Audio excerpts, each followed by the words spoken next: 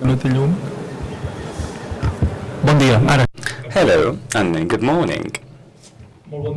Good morning, ladies and gentlemen, and welcome. Welcome to MNAC, the National Museum of Contemporary Art of Catalonia. I would like to thank the Minister of Health for being here in order to open this International Symposium. Thank you very much for being here. I'll be brief. You have a very intense agenda ahead in the upcoming 2 days. So, it's been now 3 or 4 years that we remarked an international practice building a bridge between health and arts, not in a superficial manner, nor in a, let's say, abstract manner, but rather from a scientific perspective. And, well, at the beginning, at least here in Catalonia, we were new to the topic, so when Guillem de Fac told us more about the topic, he's the coordinator of the conference, and he works in the museum, by the way. Thank you very much, Guillem. So we realized that this work line is extraordinary.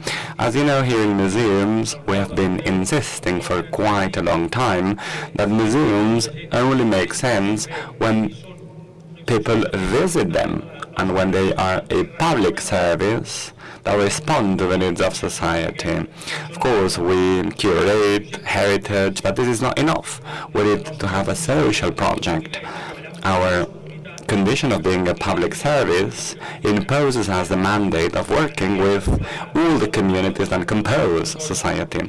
So in this social deployment of museums, we have now included a new strategic axis, not only here, but in many museums in the country, and many representatives from different Catalan museums are here today.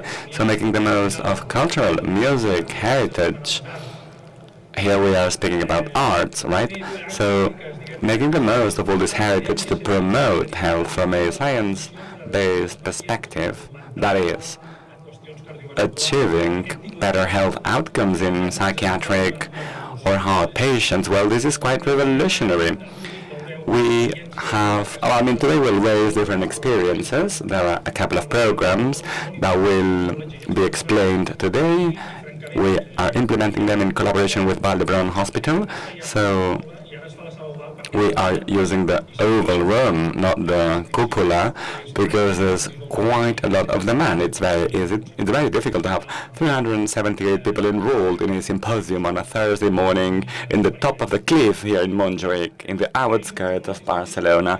So thank you very much for being here, and I would like to also thank the health department, ICS, the manager of the ICS, Dr. Cabezas, thanks for your leadership, thanks for your engagement, and thanks for having brought us on board. We are very pleased to be on board with you. The museum is at your entire disposal. We want to be used. I like this expression. We like to be used. We need to do things that respond to visitors. And I believe that you are acting as a disruption agent. We are very pleased. I hope you will have a lovely session. We have top-level speakers, like an international representative of the WHO, so I am sure we'll develop alliances and we'll build bridges to make sure that the topic moves ahead. Dear Minister, when you wish, you have the floor. Hello and good morning. Good morning to all of you. Thank you very much for being here. Thanks for attending the International Symposium. As the MNAC director, Pepe Serra, told us, it's an extraordinary symposium, and it's amazing that it's taking place. More than 370 participants. Some of them are following us online.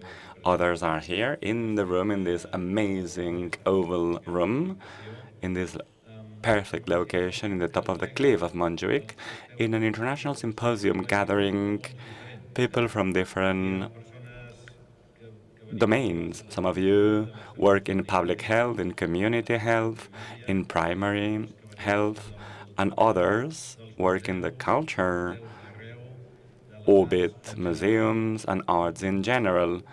We are gathered in an international symposium in which 7 different real-life experiences will be shared.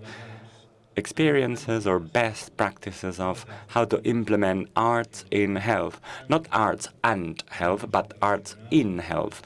Of course, we'll also take an international scope, thanks to the collaboration of our dear international guest, representative of the WHO, and Dr. Cabezas, who will tell us more about different best practices at an international level.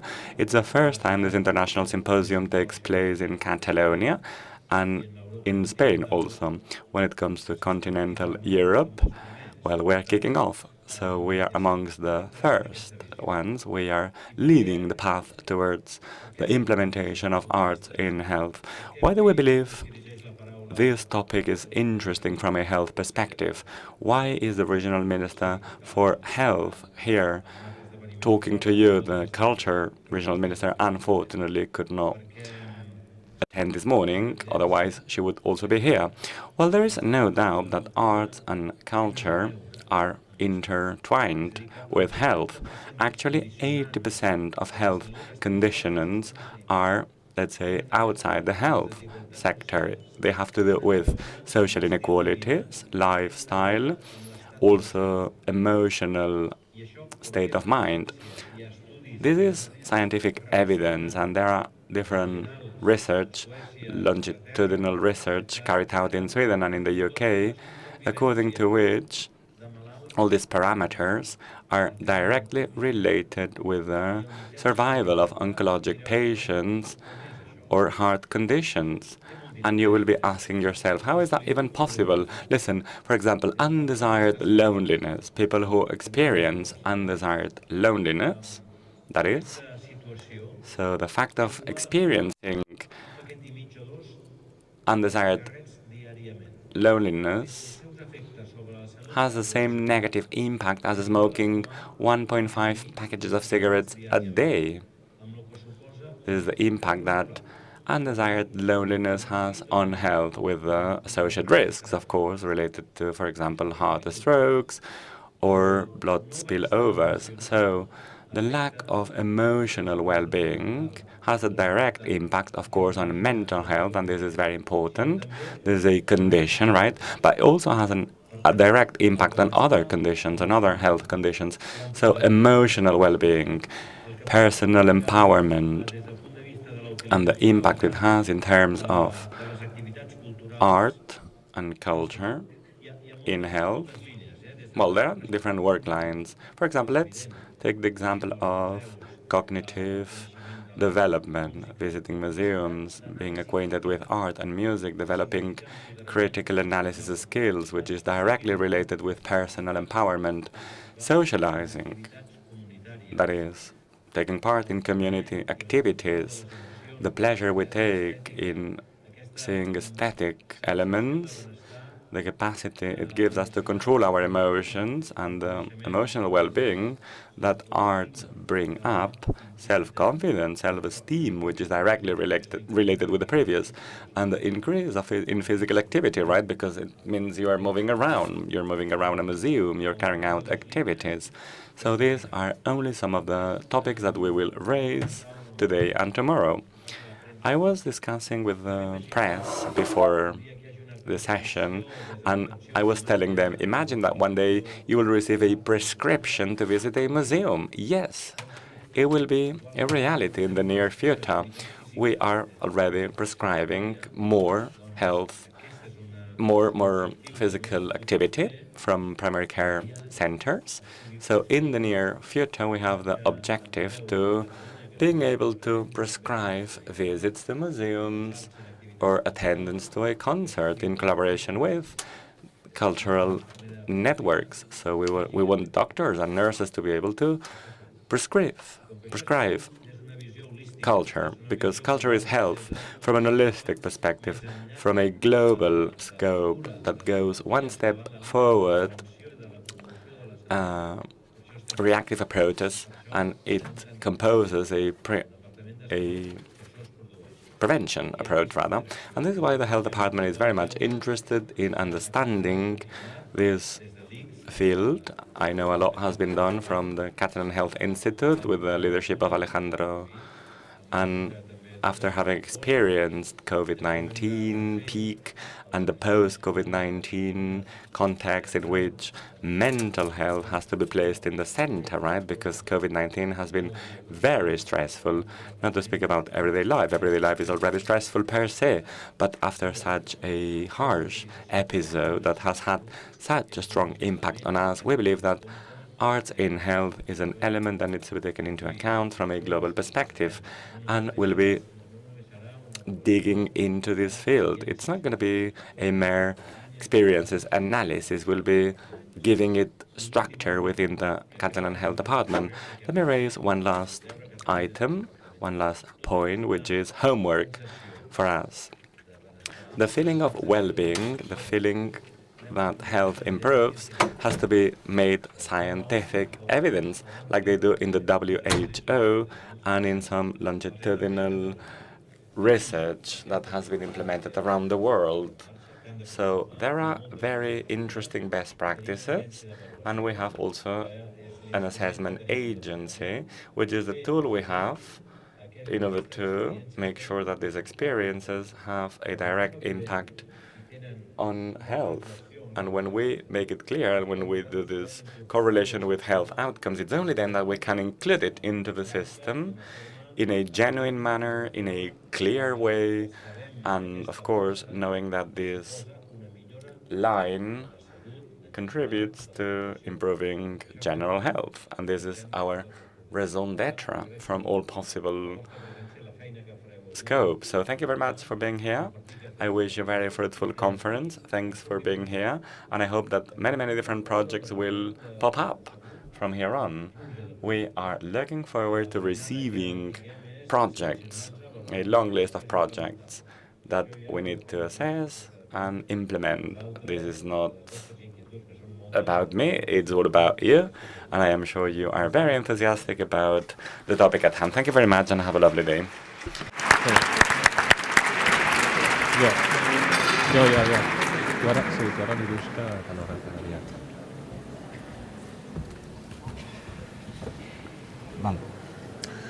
Moltes gràcies, conseller.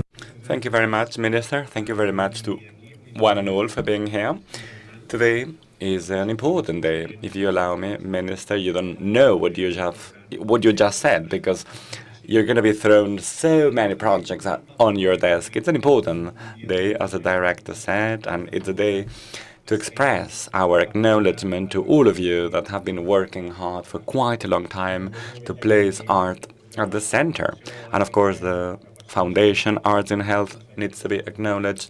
All health ministers, Tony Comín, Alba Berges, Argimon, and Manel Balcells, whom in a sustained manner have been engaged and have clearly understood the potential of arts. And I believe that we are now in a stage in which we need to start transforming things, activating them in the most holistic possible manner. Today's seminar is an important step forward that gathers the testimonium of other symposium. I remember that some of you 4 years ago in this very same room, you attended the conference on the topic. Ever since, things have changed dramatically. The WHO has included this work line in their objectives. Today we have the pleasure of counting with the participation of Chris Bailey, who is a very important expert in the field. And this is also important because, of course, this means that we have homework when it comes to implementing this, or rather building this bridge between arts and culture, so arts in culture. So we have a long way ahead. And down this line, the symposium is, well, many of you know that we are quite obsessed in the 5 steps of arts in health. So we'll have experiences in the field of health objectives, experiences in the field of co-creation, co-participation. Other experiences will focus on assessment, and other experiences will focus on communication. So these are the 5 key pillars upon which we will build this symposium, this international symposium. There will also be 3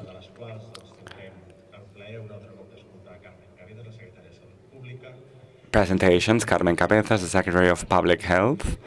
A European project will be presented that has been, we are partners of this international project, museums as inclusive environments for health and culture.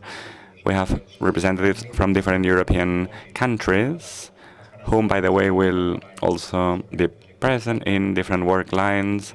This afternoon, they will be presenting the project, and tomorrow morning, we will have Chris Bailey's presentation, which for sure will be super inspiring, as always.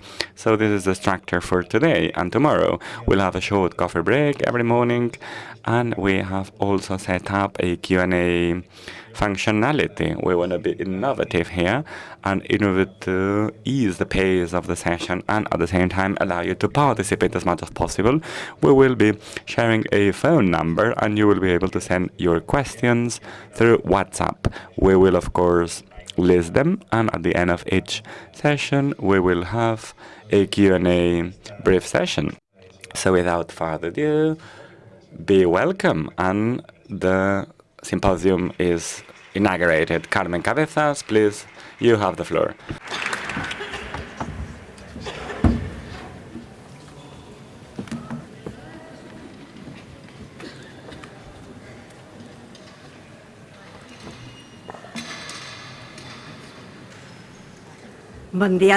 Hello and good morning to one and all.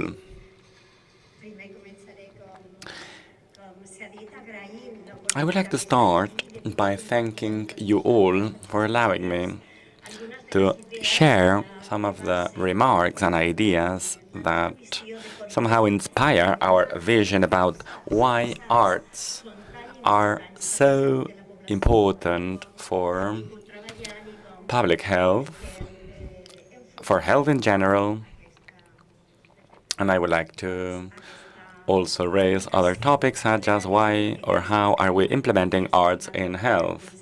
The minister has already given you a hint. I would like to start by asking you to look back a few months ago. Here in this very same room, in this very same oval room, there was an exhibition that would somehow ask visitors about their role in the world. Jordi Bernadó, who is a Catalan photographer, who implemented this project ID and Identity, took pictures of 14 very relevant personalities in different fields of knowledge, different fields of life at the global perspective, at the global level. Stephen Hopkins, the developer of Wikipedia, relevant personalities from the feminist movements, and he asked them to take one single picture of them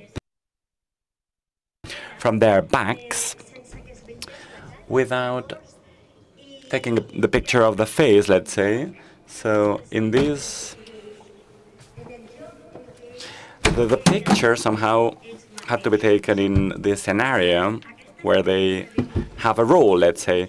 So this experience of asking oneself, what is my role in this world? Where am I entitled to be myself? I believe this is one of the main questions that art helps us respond. So here we have the picture of Stephen Hopkins in front of his lab, this math lab in Cambridge. And this one is the last picture that was taken to Stephen Hopkins while he was alive, or rather before he passed away. So, as you can see in this picture, you can even see the moon.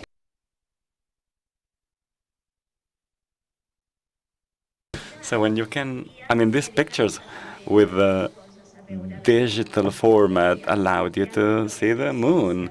And I believe this underlines the essence of all the persons here. So the potential that art has to introduce somehow question marks, to take the present and make it universal, to allow it to represent all our life, to, let's say, reflect about our role in the world, because our role in the world defines our life and our health. As the minister said, 80% of health determinants happen outside the health system. Health determinants have to do with the place where we have been born, luckily or unluckily, or the environment where we have been raised, where we have developed all our knowledge. The education system, for example, is a clear health indicator, or having one health system or another, right? As it has been said before, we count on the participation of the arts in health representative at the WHO. And there is no doubt that having universal health systems, multidisciplinary health systems with a clear focus on health are key in order to promote health. So this really defines our health. And by the way, I would like to say also that having the possibility of enjoying art is a health determinant. This sculpture is a post-Olympic sculpture in an Olympic neighborhood. In Atlanta in 1996, they replicated it. And in this sculpture, we can see a great array of color, because Atlanta is a diverse city, multiracial environment, and this sculpture represents the universe in one single environment. This is in the Voluntaris Square. We had 30,000 volunteers in the Barcelona Olympics. This was a milestone. It is very important to have social tissue, community networks, context, communities, people. All this is very important for health. So, back in 1996, Dumas died, and as you can see in this sculpture, there is a framework. This is the way to project oneself towards the future in order to enter year 2000 and looking from this framework the world towards the future. And if you look back here, you will see another sculpture, the largest one, the one near the Arts Hotel. So here's another sculpture entitled David and Goliath, very well known in the Olympic Village here in Barcelona, by Antonella. And this sculpture basically confronts the Somorrostro neighborhood and the new Olympic Village. Who is David and who is Goliath? What's past and what's present?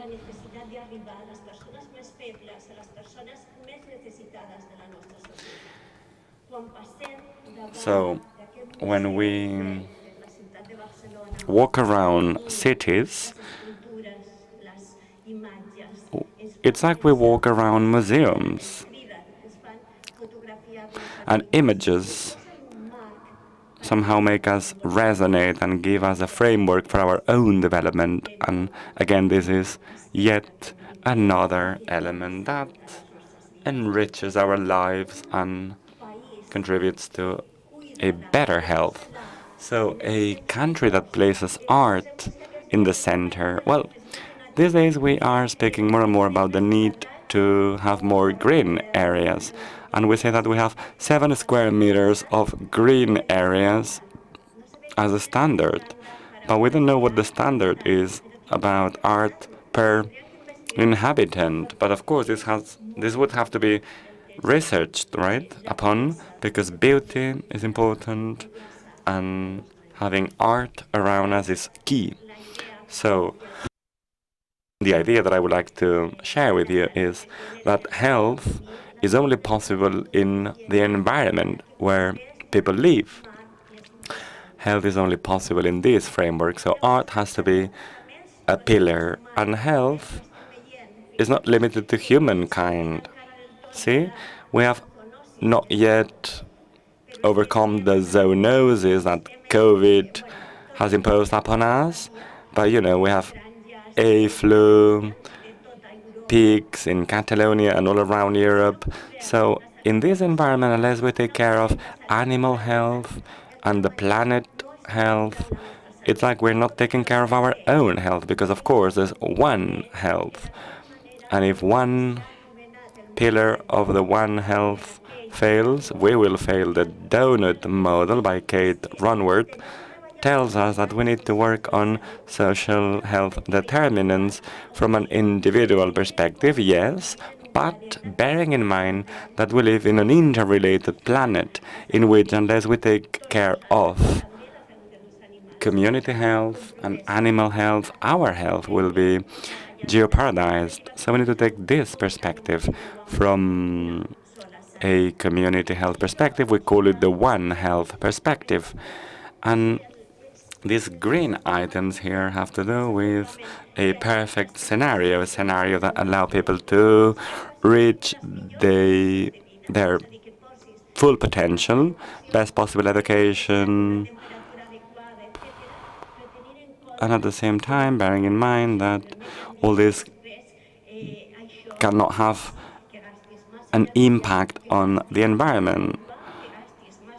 Such as, for example, if we spend too much water, too much energy, and we somehow deplete the planet for natural resources, we will not be contributing to One Health. So this part of the donut, this green part of the donut, has to do with the best development scenario, which is a safe development that affects and benefits both humankind and societies. The problem is that we are using too much water, too much energy resources.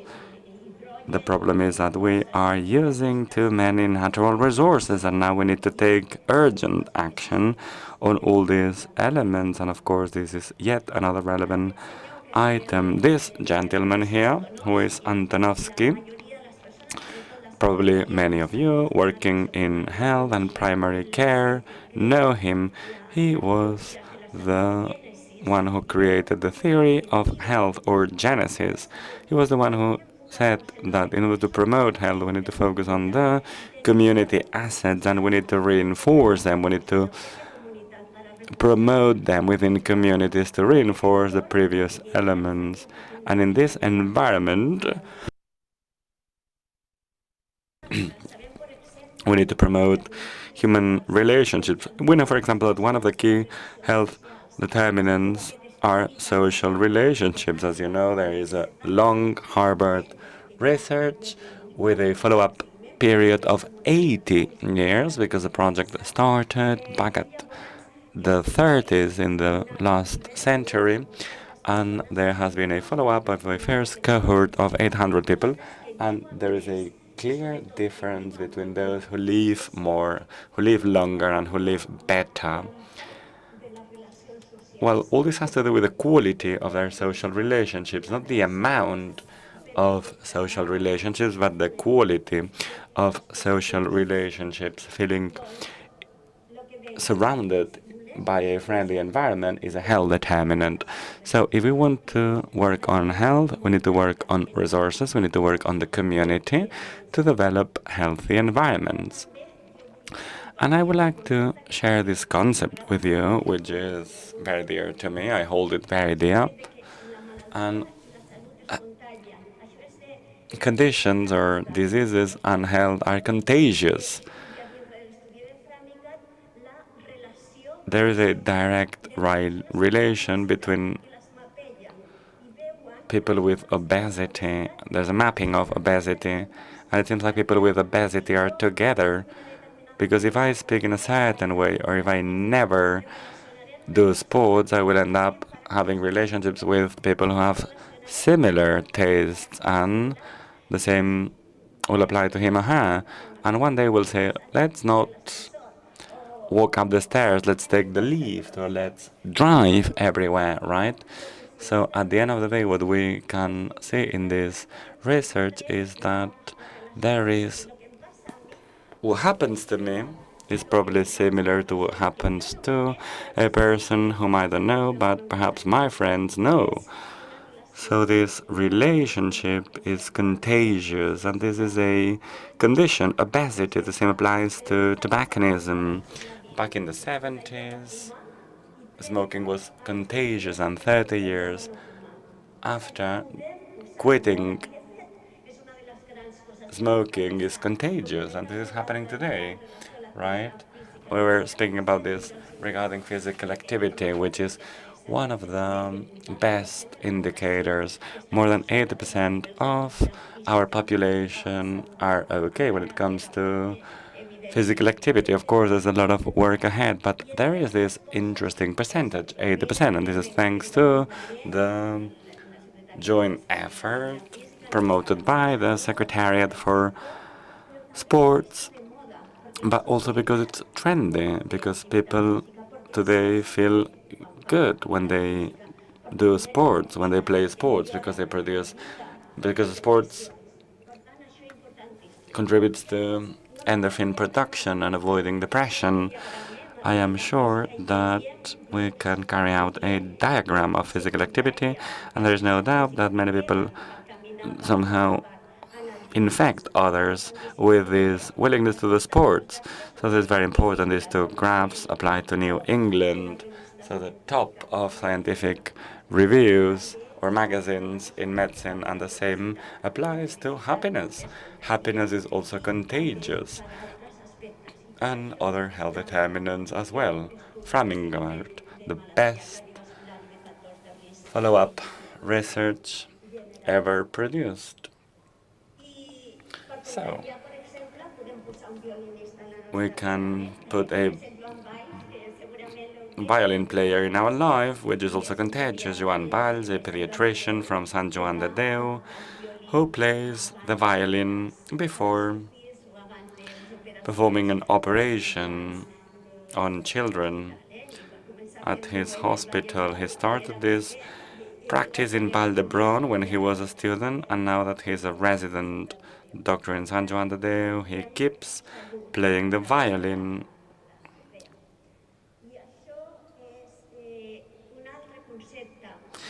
Here's another concept that I wanted to raise. Health is a right, so is art and culture. The right to enjoy culture recognized by the United Nations. So this is what we are working on, not only from an equity perspective, but also from a justice perspective. The difference between equality and justice, well, equality has to do with giving more to those who need more.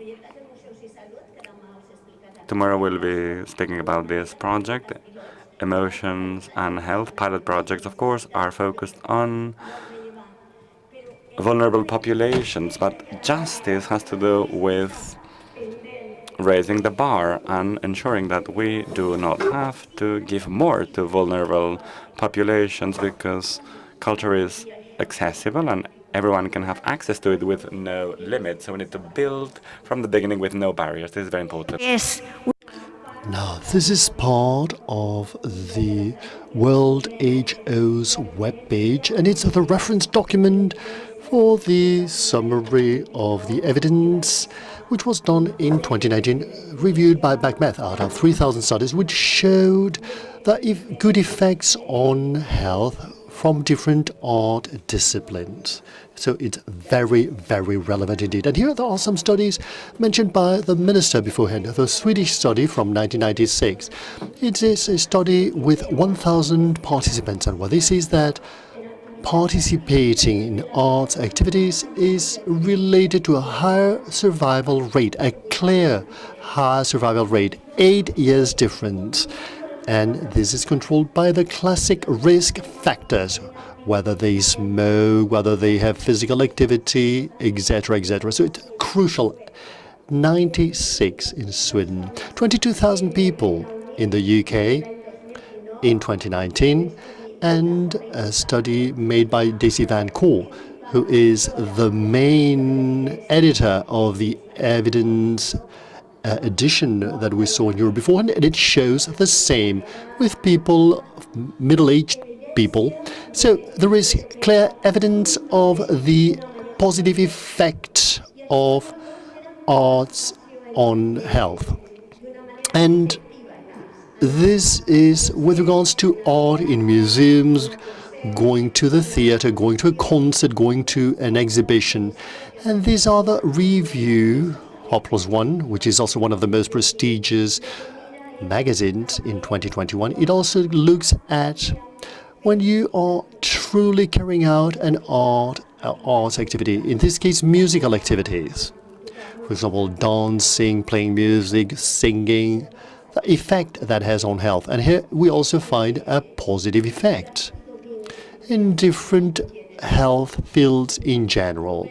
So we find these positive effects on health both by participating regularly. It could be 30 or 60 minutes a week, which is not too much. And both, participating or actually doing arts activities. And this is a model that I'm not going to dwell in, but we see there are some behavioral effects, some social effects, and some physiological effects. And at the end of the day, this is good both for prevention, for conditions management, etc., etc. And here, well, given that you will I'll share my presentation, you can see it in detail, how the different effects have been studied, how they have been described in a clear way. There is also a document from Motions and Health, which will be explained clearly. And here we also have the importance within the lessons we have learned from COVID. One of the positive effects is the need to include cultural values when it comes to designing public policies. We have seen it, for example, the use of masks and the effect that has had on people with different backgrounds. And also when, at the end, when we have behind our cultural values, the way to reach, the way to change, the way to include and generate these changes can also be done through a cooperation from the field of culture and art. So today and tomorrow, you will see multiple experiences, different experiences of successful projects between arts and health, or the art in health. There are many others. And they could have been, they have been collected, and I'm sure they are very, very relevant indeed. But what we have to do, and the minister said so beforehand, we have to make progress so that this is all fully integrated and it's all part of a plan. Here you have a slide that comes from the Finnish government.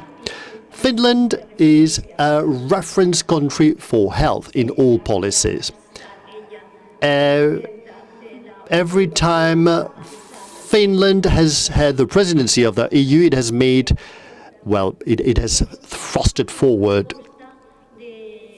art policies in health. And it's a proposal, it's a global proposal for arts and health, which has the different ministries involved, which asks for a joint plan. At the end, the Ministry of Culture and the Ministry of Health and the Ministry of Social Services, which in Finland is all together, and also the Ministry of Finance.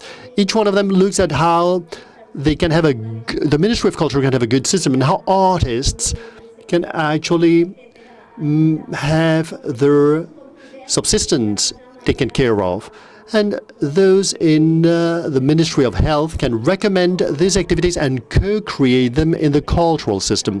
And also the Ministry of Finance can also give support to it in order to have joint initiative actions that focus on initiatives that are assessed and that have a result on health.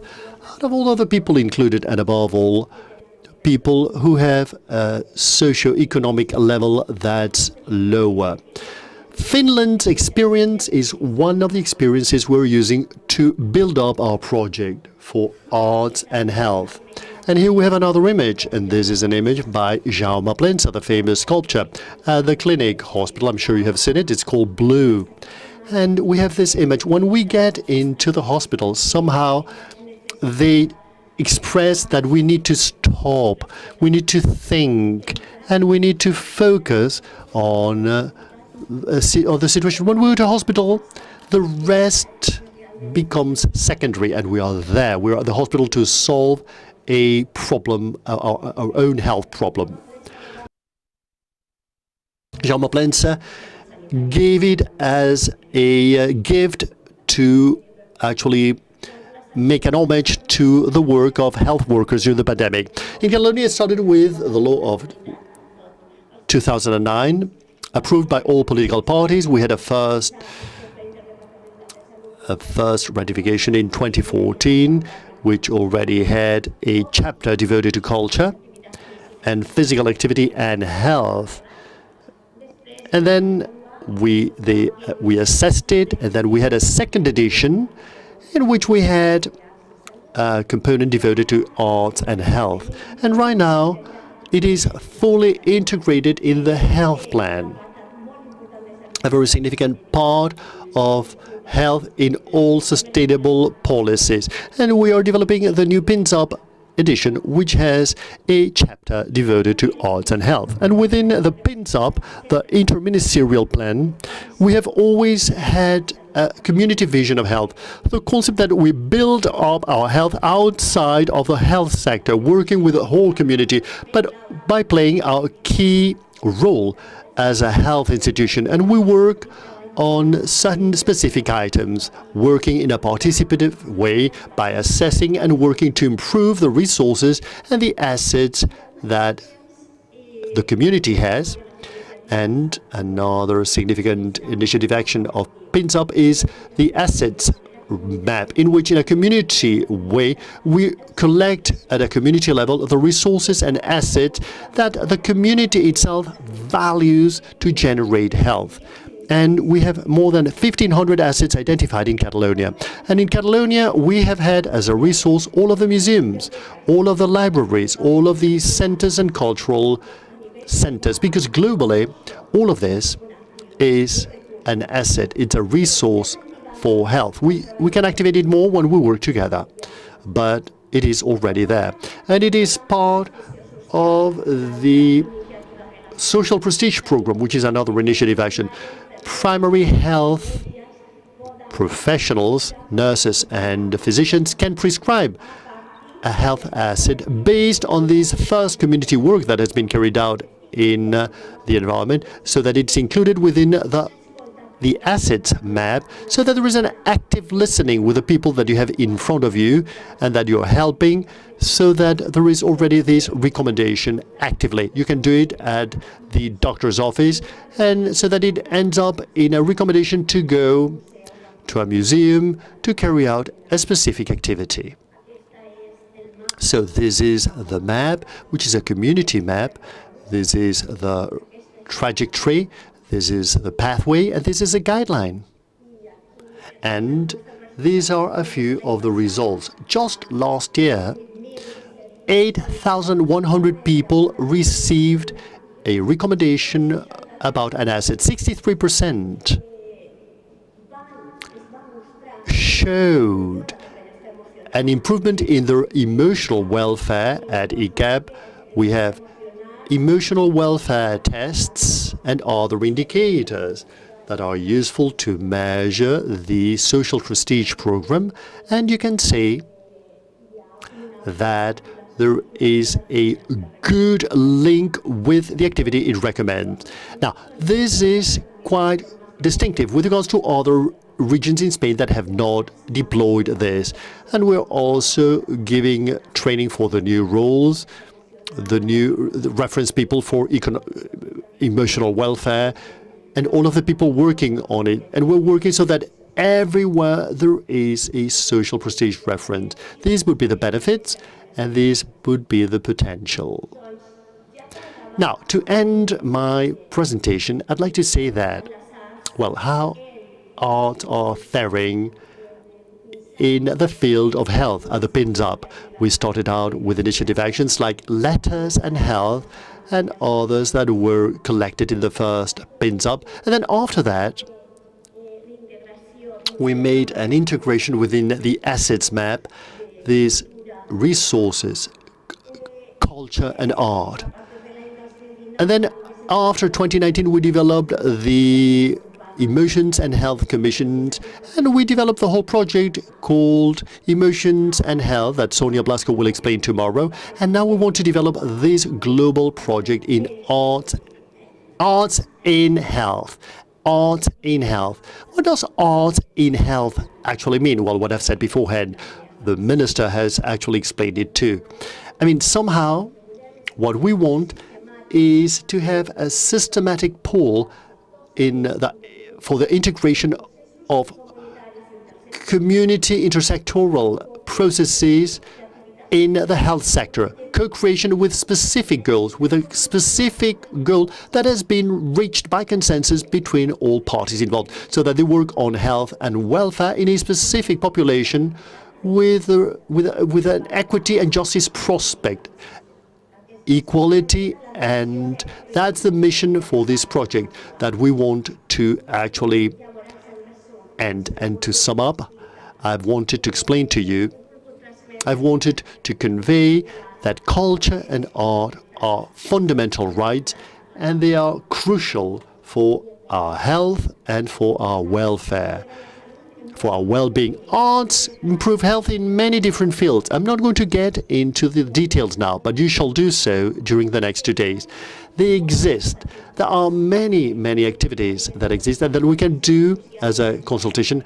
I mean, the social prescription is to do it as a consultation. In terms of activities, many of the activities that will be explained these days, I mean, they work for a group of people with certain specific characteristics, and they use this social relationship for interaction with the group, but at a community level too, when we actually get much more from the whole community. So we need to systemize and extend the interventions with verified efficiency, for example, social prescription. And we need to implement, and we need to end developing and agreeing with this with global project, Arts in Health. And to end, I have here a couple of sentences. One is by Christopher Bailey. Chris, we have her hair at the front row. And it's a bit, I'm being a bit, to use a sentence and a quote from a person who will talk to us. There is a sentence by the Director General of the World Health Organization that says, who talks about the importance. This is a symposium in 2021, the Metropolitan Museum of New York. Guillaume was there, and what the Director General of the WHO is that he's especially happy and honored by the fact that museums like the museum where we find ourselves here today include or think about their missions in order to stop being just repositories of art objects and to become a community asset for the health and the well-being of the community they serve, a tool for well-being and health. Given the experience that we have at the Ministry of Health, we know this is a shared thought. And Christopher Bailey, I mean, we have a big body of evidence that says that to involve art or to use art or to include art in health environment improves health results. It reduces costs, and we also want to be cost effective, and it gives support to the recovery of the patient from a condition back to health. The time has come for a revolution of arts in people's health. And this can imply the improvement of health of millions of people. And finally, last but not least, I've started out with the MNAC and with Jordi Bernardo, and we will explain with an exhibition with a piece from our permanent collection, which is this apsid of Aneu in Santa Maria of Aneu, the municipality of Guingueta. Look at it. Look how something that is 1,000 years old can be so contemporary, so current. And Guillaume has chosen this image. Somehow, these angels, these archangels, they are looking at us, and they are questioning us, and they are calling us to think about our life and our future. Thank you very much indeed.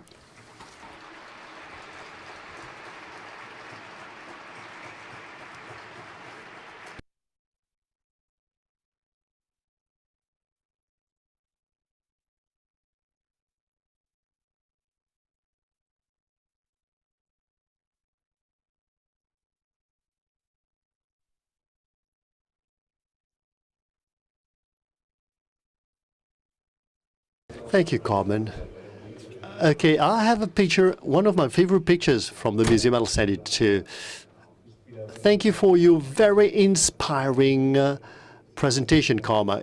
We always learn from you.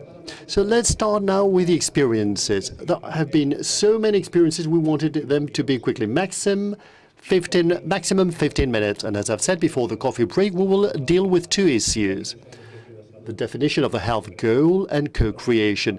In order to talk about the health objective, we have here today Chema Romero, who is the director of the Art Museum of Cerdanyola and the person in leading the primary health center at Cerdanyola.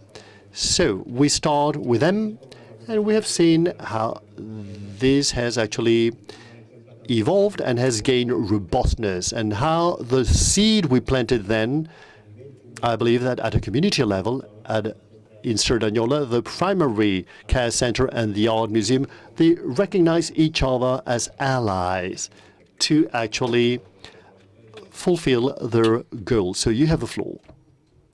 Well, thank you very much indeed. I hope you can hear me well.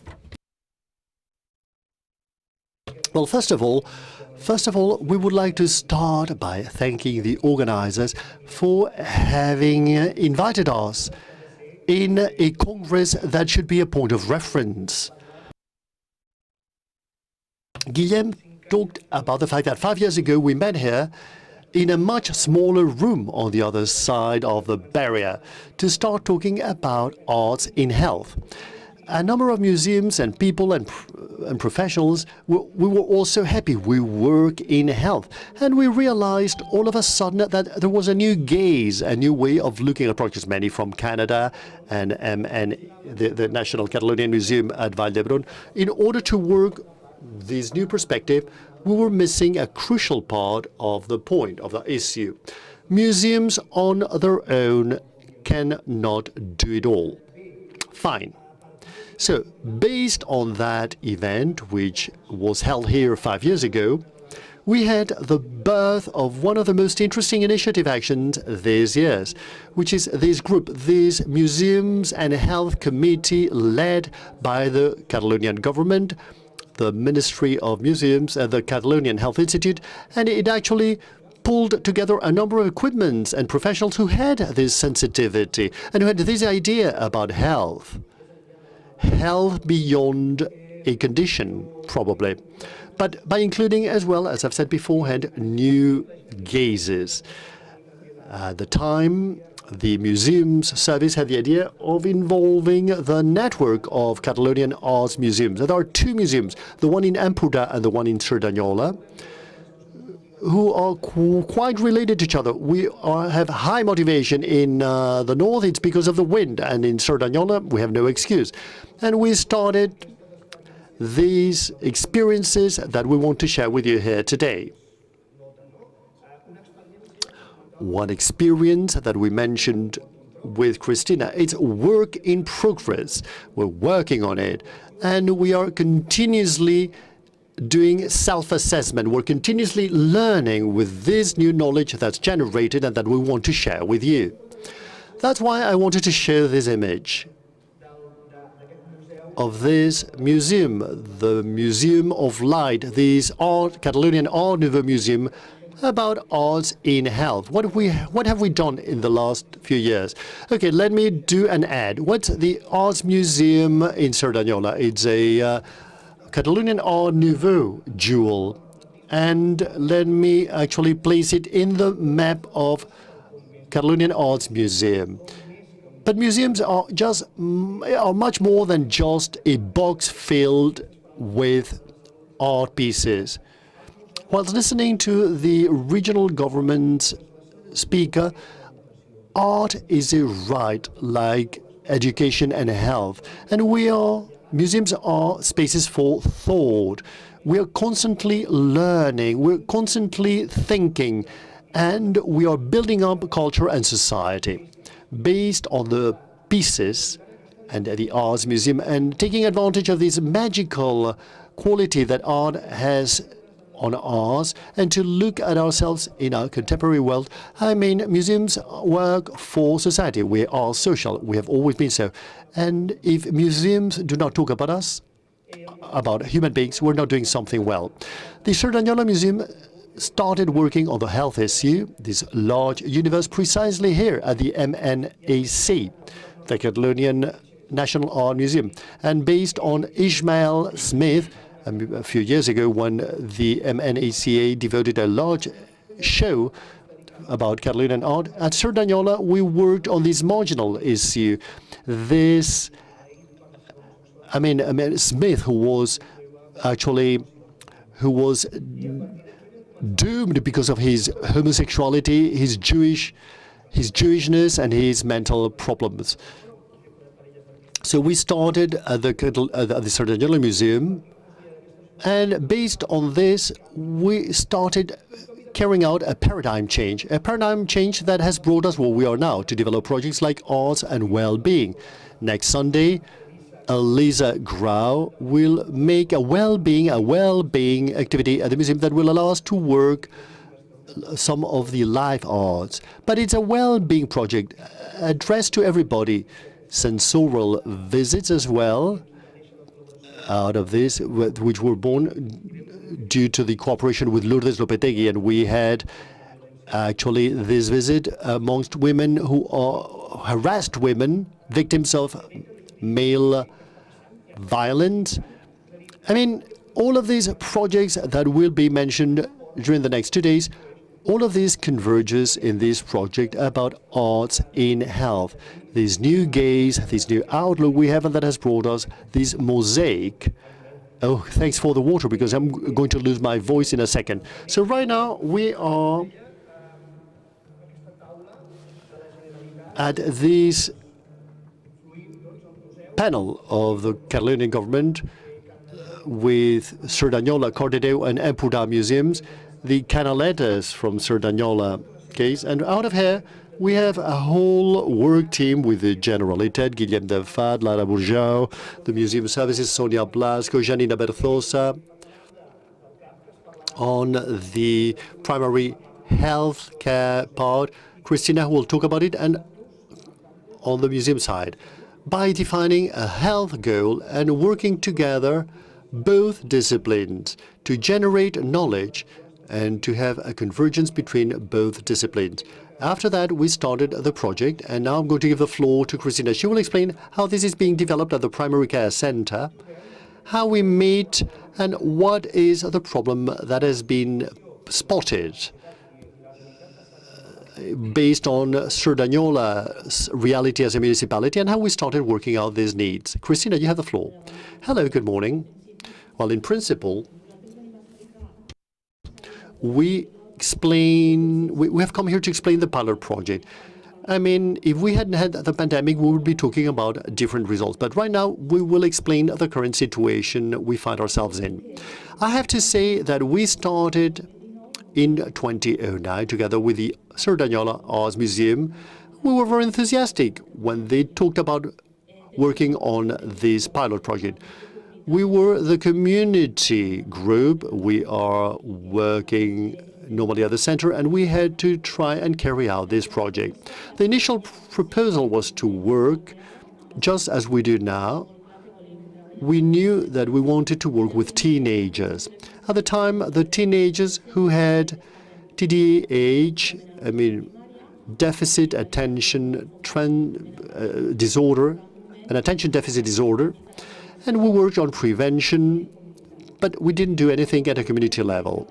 And we wanted to work with the vehicle, which was the Catalonia Arts Museum, to give them tools so that so that they learn how to concentrate on consciousness and socialization. What happened? Well, the pandemic actually burst out and we had to stop all of that. And then last year, when we started rethinking about the project, we thought that we had a change of scenario. There were different realities we had to face. The pandemic had affected very much teenagers. But teenagers, when they are very young, they come to primary care centers for a review with their parents. But when they are older, they stop coming to our primary care center until they come to the becoming adults and they have problems. At the Catalonia Center, where we work normally, we saw an increase in substance abuse.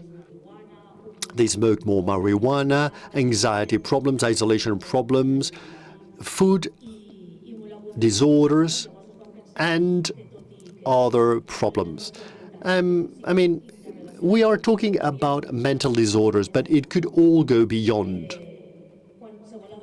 Any teenager who comes to us, well, you have to think he or she is not feeling well. And he or she may express it clearly, or it may be perceived. Another opportunity to head is with the inclusion of new professionals. The emotional well-being reference, in our case, is the nutrition expert who brought about an expertise field. When we talk about needs and realities, they are able to create content and a script to be followed, and they are fully oriented towards the community. They are fully community-centered for the prevention and promotion of health. And finally, we have the Arts Museum in Catalonia, which is an expert when it comes to teenagers, especially with regards to the body and the image. And that's what we chose. The body is my enemy. Because that was the proposal, to carry out a health intervention that would be carried out at the Catalonia Arts Museum, within the walls of the museum, but also outside of the walls, with a target group, which are teenagers, and with a mission, body and image. Teenagers are in a transition period from childhood to adulthood.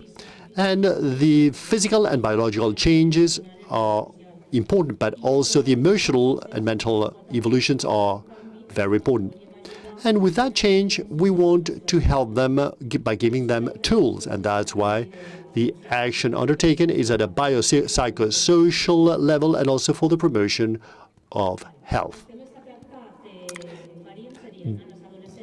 Subject matters between 14 and 16: self-image, self-perception, nutrition, substance abuse, the importance of sports, and resting hours. The current situation we find ourselves in, the project. We already have a project with sessions, the assessment, how we will do it, and all of the indicators. And we are recruiting people at the Catalonia Primary Care Center. 15 teenagers in a control group and 15 for this. And during the second part of the control group will become the case to actually, the evaluation will be done at the beginning and at the end with emotional well-being questionnaires, self-perception questionnaires, and also nutrition questionnaires. And we want to insist on this. It is an action that's carried out at the health center based on health needs, and the vehicle are the most important part for the creation and to give it all of the content to what we are asking is the museum. This is the most important part. And finally, I want to say, well, the importance of primary care centers. And I'm going to talk about my book now. Okay, well, we are the first link with the population. Everybody has the primary care center as a point of reference. That's where they come to talk to us about their life problems. And we have to act as a bridge for the community. The health center is not the only primary care center, community center. They all share the fact that they want to promote health. And we want this project that is going to be evaluated and assessed with indicators. It should be evidence-based with the benefits, and it should be included as another health tool, and it can be prescribed from any primary care center in Catalonia. I'd like to express that what's most important about all of this is how all of these professional outlooks are converging. And the museum's team, the Canaletas team, and Laura Bouchade are working jointly with New Profiles, and Sergi Blancafort will be working on this process, this continuous assessment. And we are generating knowledge, and we are all co-creating. This is what was said at the beginning. So these sessions that she has defined have been defined by the primary care center. 8 sessions, the presentation, the introduction, the perception of the body. We need to be perfect. What's happening to us? How do we feel? The gender perspective, assertiveness, efficacy, psychonutrition. We are what we eat. In all of these sessions, which are defined by the primary care center's professionals based on the needs, given that health goal, the cultural professionals, we are experts in cultural mediators and the artwork as this asset that can help us, and then we go to the next step. And that's the process we find ourselves immersed in. And we have this new profile.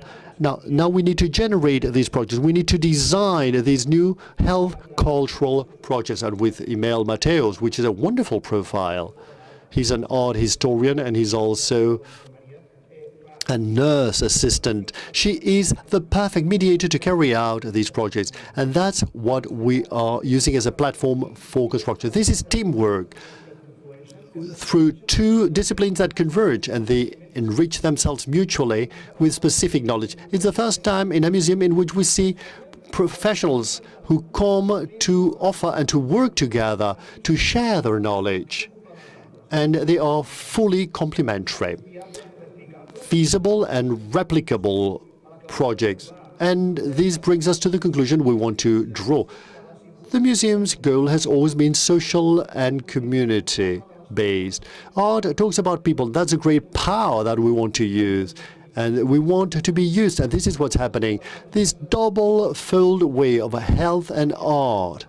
When we work with arts in health, it is necessary, it's crucial to have these dual way from both disciplines, and we're having this co-creation. The fact that we're having this co-creation is one of the most relevant points, this intersectional perspective. There are new profiles being born that we could have not imagined, and it's wonderful to talk about health without forgetting the condition. And we will end with these 2 slides.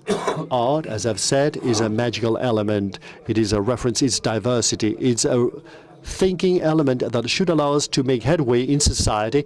And museums are enormous, big connectors and platforms. That's why I insisted beforehand on the fact that you should use it, all of us. And if there is something that makes us move, is the social responsibility we have. And this last slide is about all of the things I've mentioned with anxiety groups and people who are victims of male chauvinistic victims. Museums are a shelter. We have elements in which we can carry out many of these cultural socialization actions with mediation tools that have been scientifically proved. As Christina has said, there is clear and evident benefits. It's a time in which you disconnect and you devote yourself to yourself. We're constantly being stimulated, and if there is something that art and museums help us, it's because you're doing something for yourself, and because art somehow is an imitation of life, and it prepares you for life. Fine, so we will end our presentation, above all, by thanking this convergence. It's a unique moment in which we have an institution, we have the government of Catalonia that's investing with great effort, and in which disciplines that are not confronting each other, but we were very separated. We're working together. We're very close to each other with a clear goal, which is the same one we have, which is to serve society. Thank you very much indeed. Thank you.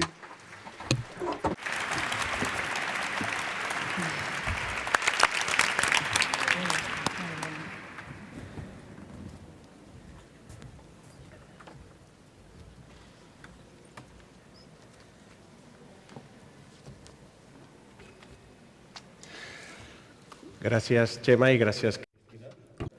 I ara, doncs, fem... Thank you, Gemma. Thank you, Christina. And we'll now start the next panel discussion. The title of the panel discussion is Narratives. It's been implemented in Bellvitge Hospital. This is a well-consolidated project, yet it's on the growth, and it's filling new and new spaces thanks to the leadership of Antonia Castro. She's a nurse and the alma mater of the project. She joins us with Merche and David, Merche Gil and David Herrera, who are two narrator patients. That's what we call them. Now we'll understand what I mean. They are the narrators of the project. We are now entering what we call the participation module. And now I have to share with you the phone number I promised before for the questions, if you want to send your questions through WhatsApp. So 637, that is plus 34, of course, 365222. This is not the lottery award. 637 3622. 6. Well, I've said it 3 times. Please send your questions and we'll gather them at the end of the session. Without further ado, Antonia, Merche, David, welcome. Welcome to the International Symposium on Arts in Health. The floor is yours.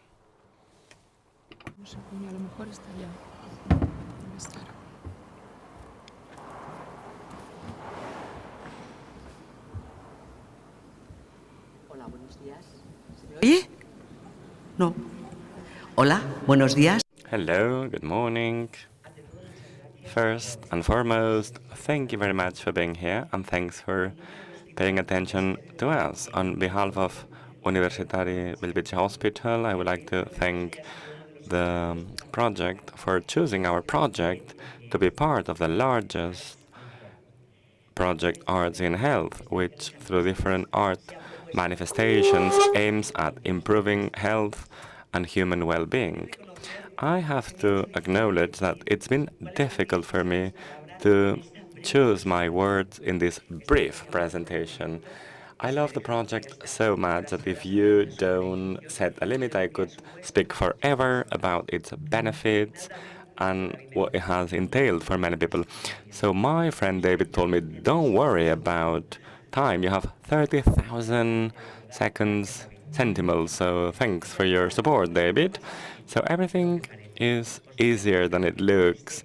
Let me tell you about what this project, Relatos Narratives, is about.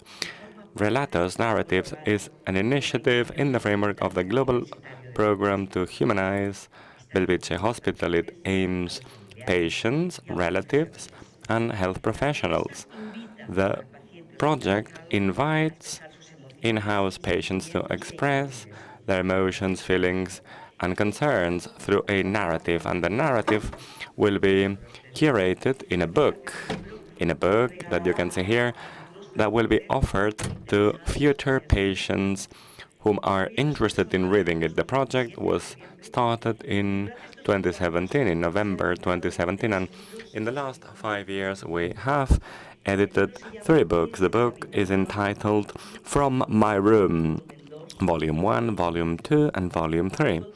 The content of the books is very heterogeneous. Each patient builds his or her own reality and the way to face it. from a fictional approach, from a realistic perspective, but all of them combining a creative and artistic flow, which is just great, as it has been shown.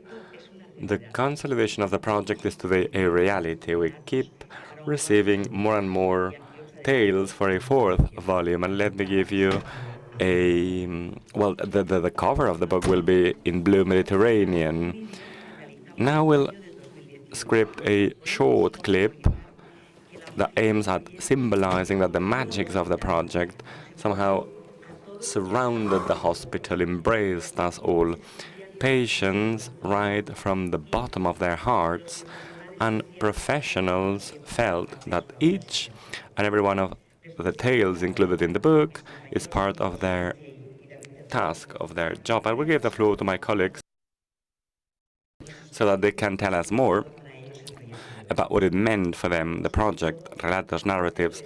And of course, I would like to thank them warmly, to both of them, as well as all the authors and narrators. Thanks for your amazing contribution. They have awarded us with their narratives, their tales, and they have put at our disposal a very valuable tool that confirms what we knew already. Behind each patient, there's a biography, a life timeline, and an identity. And of course, there's a way to know also that when you step into a patient's room, you end up becoming part of their constellation, of their history. They are the main characters. Thank you.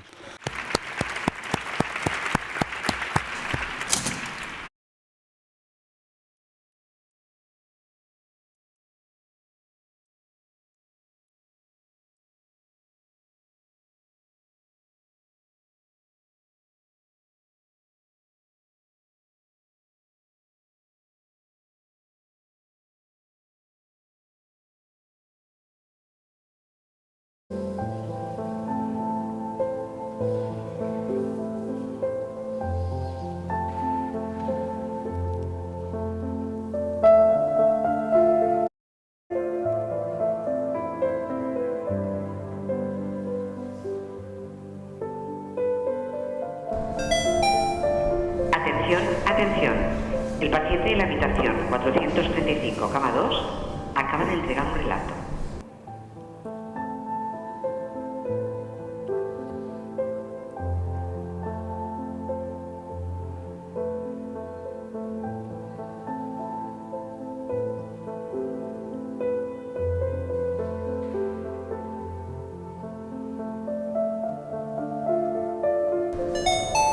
Atención, atención. El paciente de la habitación 513, cama 2, ha entregado su relato.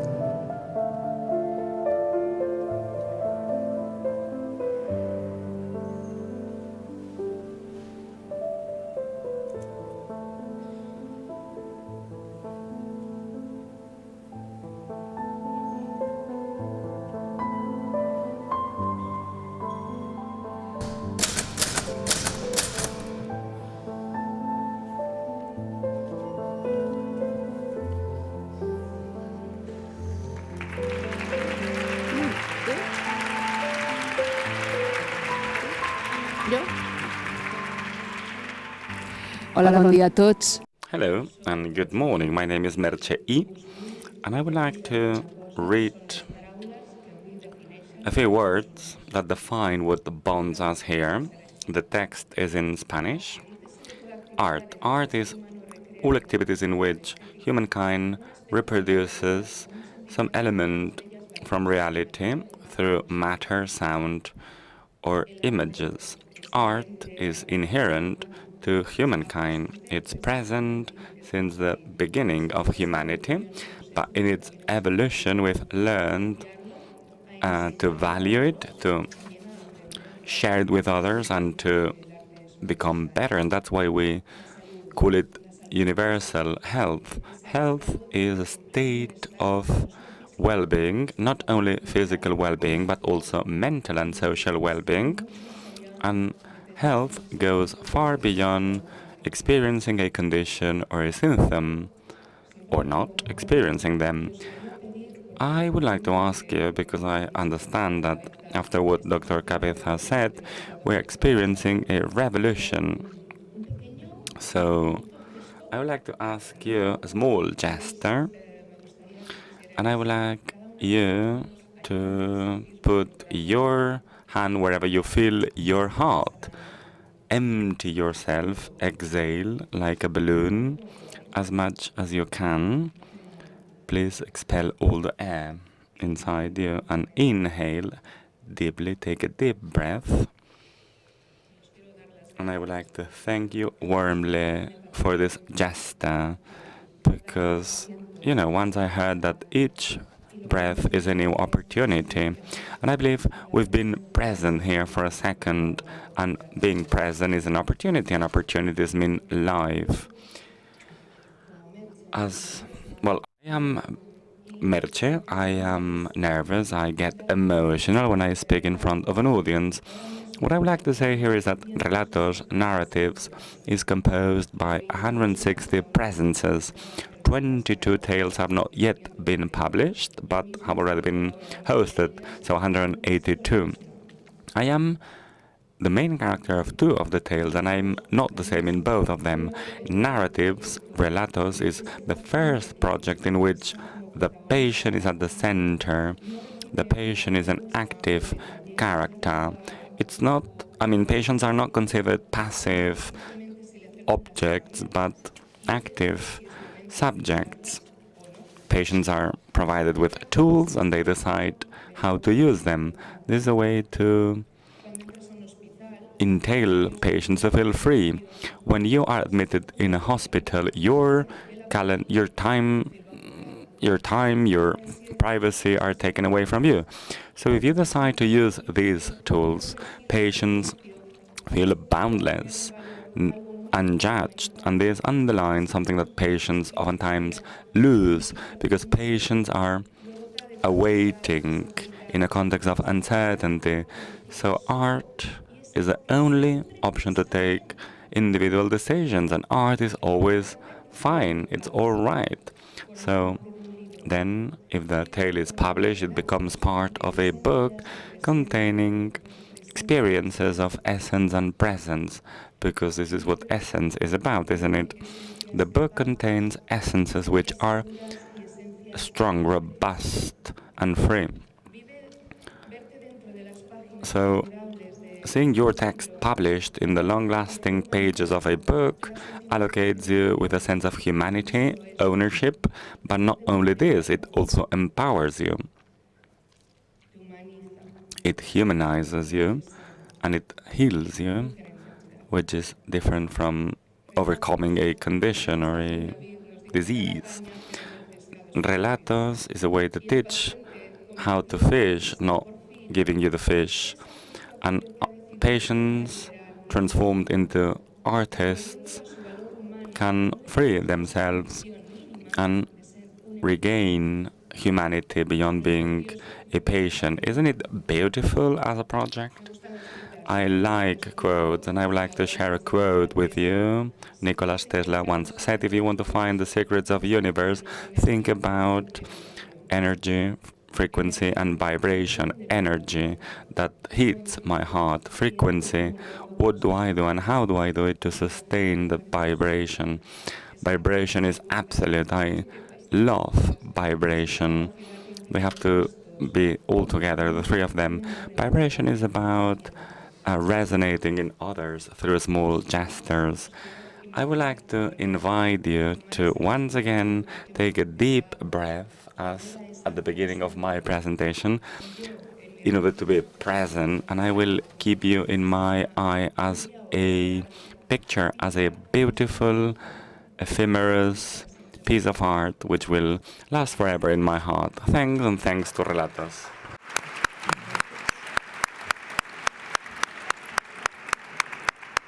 Bueno, hola, que tengo una mala relación. Hello, I have a poor relationship with microphones. Let me start by acknowledging this. First of all, I would like to start by saying that every time I see steps, I look my way around. there's always a friendly hand that helps me up. A baluster, that's what I look for. So here I have a little bit of, I have some notes. I've seen many of you carrying notes. I thought I would be the only one reading notes. For me, it's very nice to be here. I am feeling emotional. When I was a child, about 50 years ago, on Saturdays night, I would come here to the magic fountain in front of the museum, and we would play around the lights and colors. So from the fountain, in this wet environment, we would see this majestuous building, today turned into a museum, lightened by anti-air. We're in Catalonia, and here is where one of the most universal architects was born, Gaudí. His family name, Gaudí, if you translate it into Spanish, means enjoying. Gaudí in Catalan means enjoy. So millions and millions of people visit his work every year. Sagrada Familia, Casa Batlló, amongst others, in our beloved Barcelona. When we have fun, when we enjoy life, we step aside our circumstances and challenges.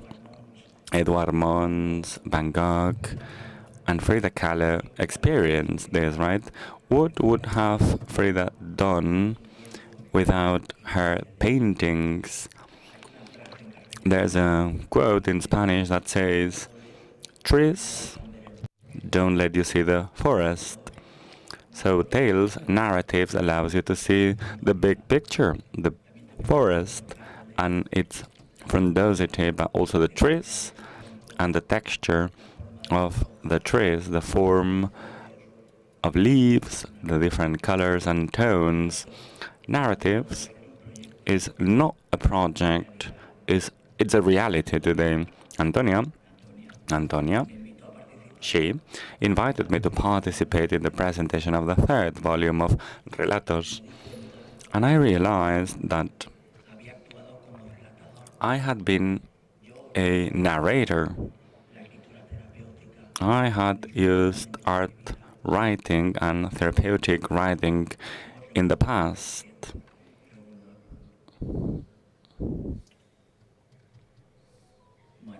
So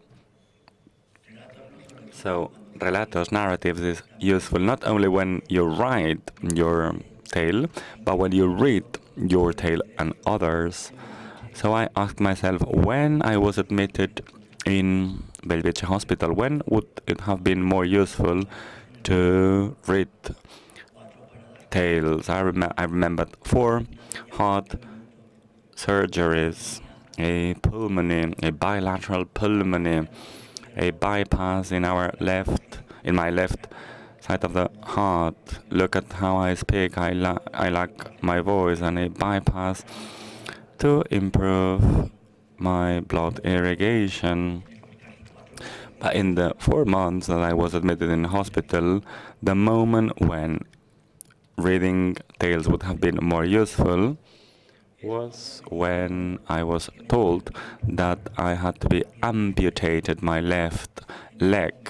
It was back then that having this tool at my disposal would have been a great deal of support in order to digest and accept my new reality.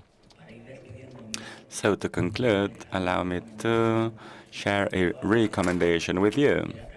Before I was a taxi driver here in Barcelona, and I'm in love with my city, I invite you to, well, you have received a list. No, I'm sure you have a to-do list, a personal to-do list. So please write down in capital letters, visiting Barcelona and Catalonia on April the 23rd, St. Jordi's Day, and enjoy the city, which is peacefully invaded by citizens, books, and flowers. And if you come by, please come to the presentation of Relatos in our beloved Belviche Hospital. last but not least, if you can, please come to the Magic Fountain, and I am sure you will see children playing around, running around, and having a lot of fun, while, without knowing it, they are creating the future memories of their childhoods. And let me conclude by saying that I want to visit Sardaniola Museum. It looks like a marvelous museum. I'm just addicted to museums, and I hadn't heard of this museum. Thank you very much.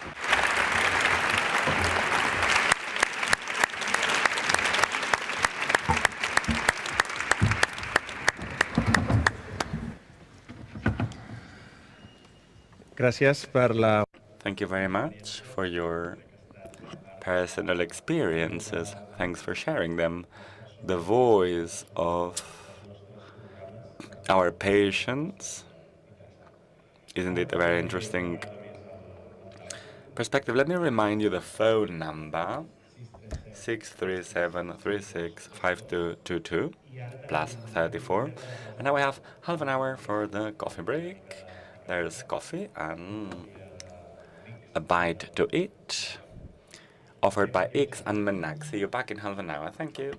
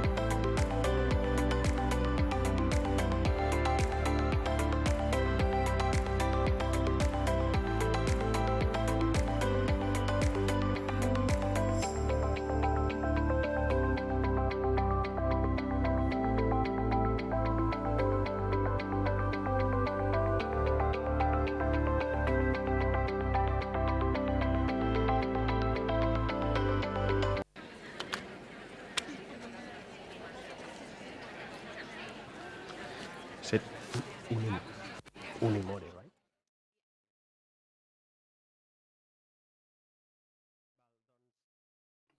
Okay, so it was expected, right, that the coffee break has not been limited to 30 minutes.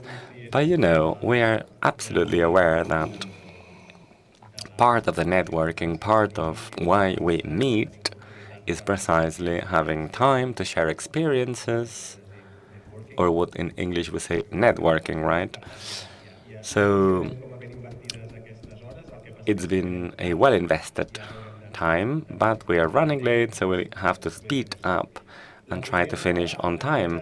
Now, the first presentation after the coffee break will be by Antonella Poce from Unimore University. She is the coordinator of the European project on inclusive museums for health and well-being, with the participation of different European partners who are here in the room and to whom I would like to greet. And in the afternoon, we will keep working in this trans-European project on the promotion of museums for health and well-being. She will give us the big picture of the project, and within the logics of participatory dynamics, tomorrow we will ask you, considering that we are a well-segmented and highly motivated audience in the field of arts in health, tomorrow we will ask you to respond to a survey in the framework of the European project to capture your views on the project that Doctor will tell us about. If you can hear me from here, maybe it's better to see it. Maybe it's better to see it. Thank you, first of all. My apologies for not speaking Spanish. I could speak Italian, but I don't know. It's better to start in English and see. Thank you. I'm really honored to be here, and I thank the organization, Guillaume in particular, for this opportunity to be here with you in such a fantastic place. It is really an opportunity, and as I heard from the previous presentations, thinking of opportunities as life is really important. So thank you again.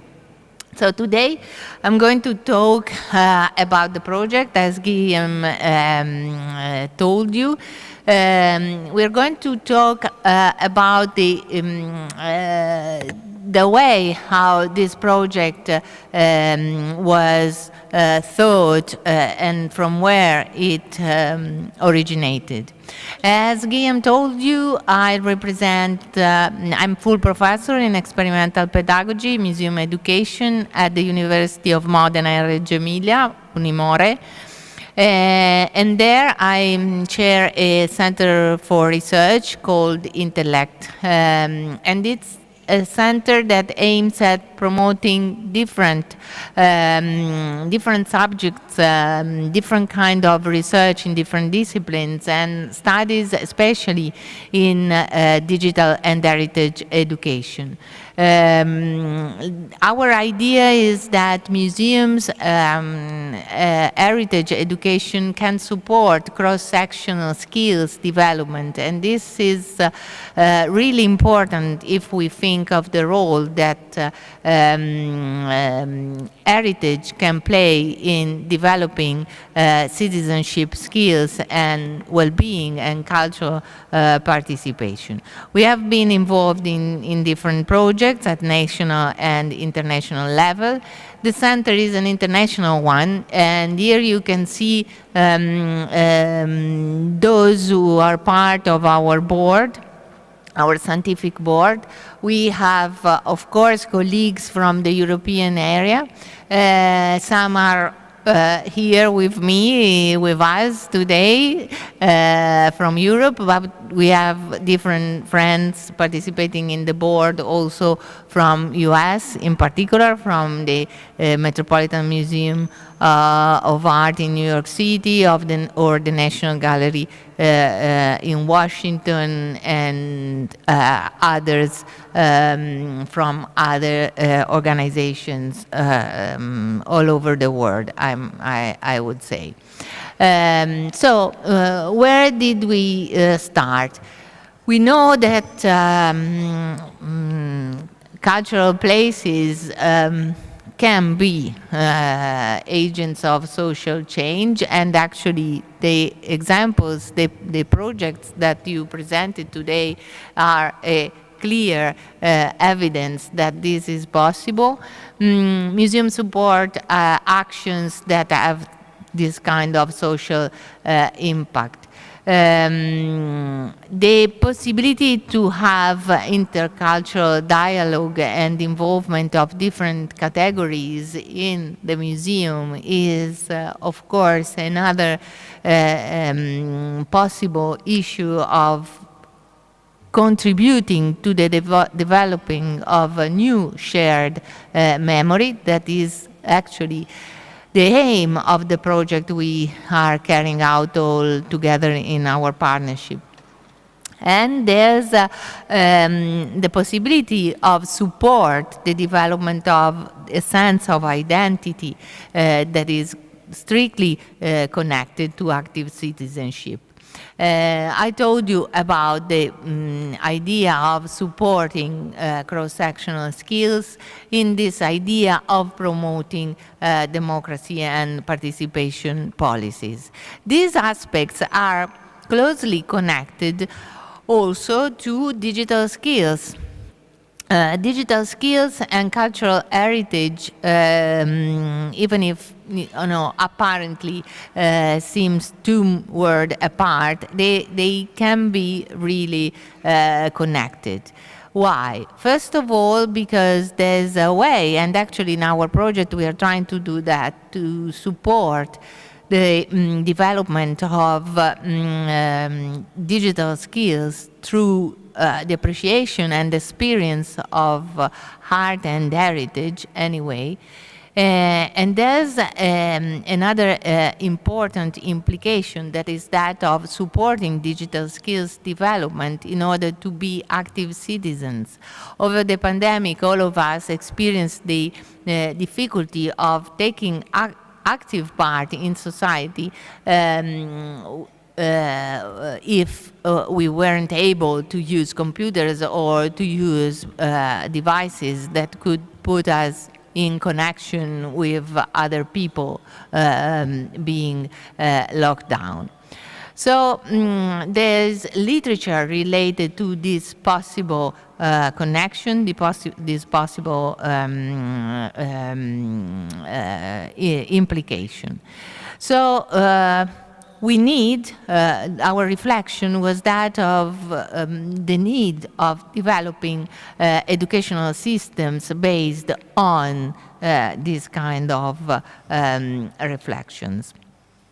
So our first aim was that of reflecting on how to support the 4C skills, so creativity, communication, collaboration, and critical thinking, which are strongly supported by cultural heritage. The possibility to actually demonstrate that enhancing transverse competencies within democratic cultural contexts improves people's well-being. What do we mean by well-being? We mean being active, being responsible, being connected, being resilient, being appreciated, respected, and aware. So it's a very wide way of interpreting the concept.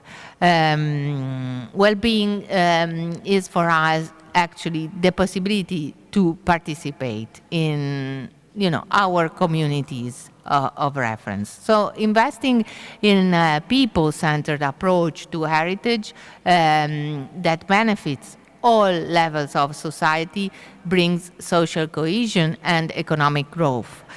this other aspect that social development can bring also economic development is another point that we really care about as a center for research and in some way also as a project. The other considerations that supported our action are related to the 2030 agenda of sustainable development goals. So you know, and you have heard about this several times, I guess, but there are two goals in particular, goal 4, education, and goal 3 that are particularly relevant to us, especially goal 3 where we talk about good health and well-being, and where the target of promoting mental health well-being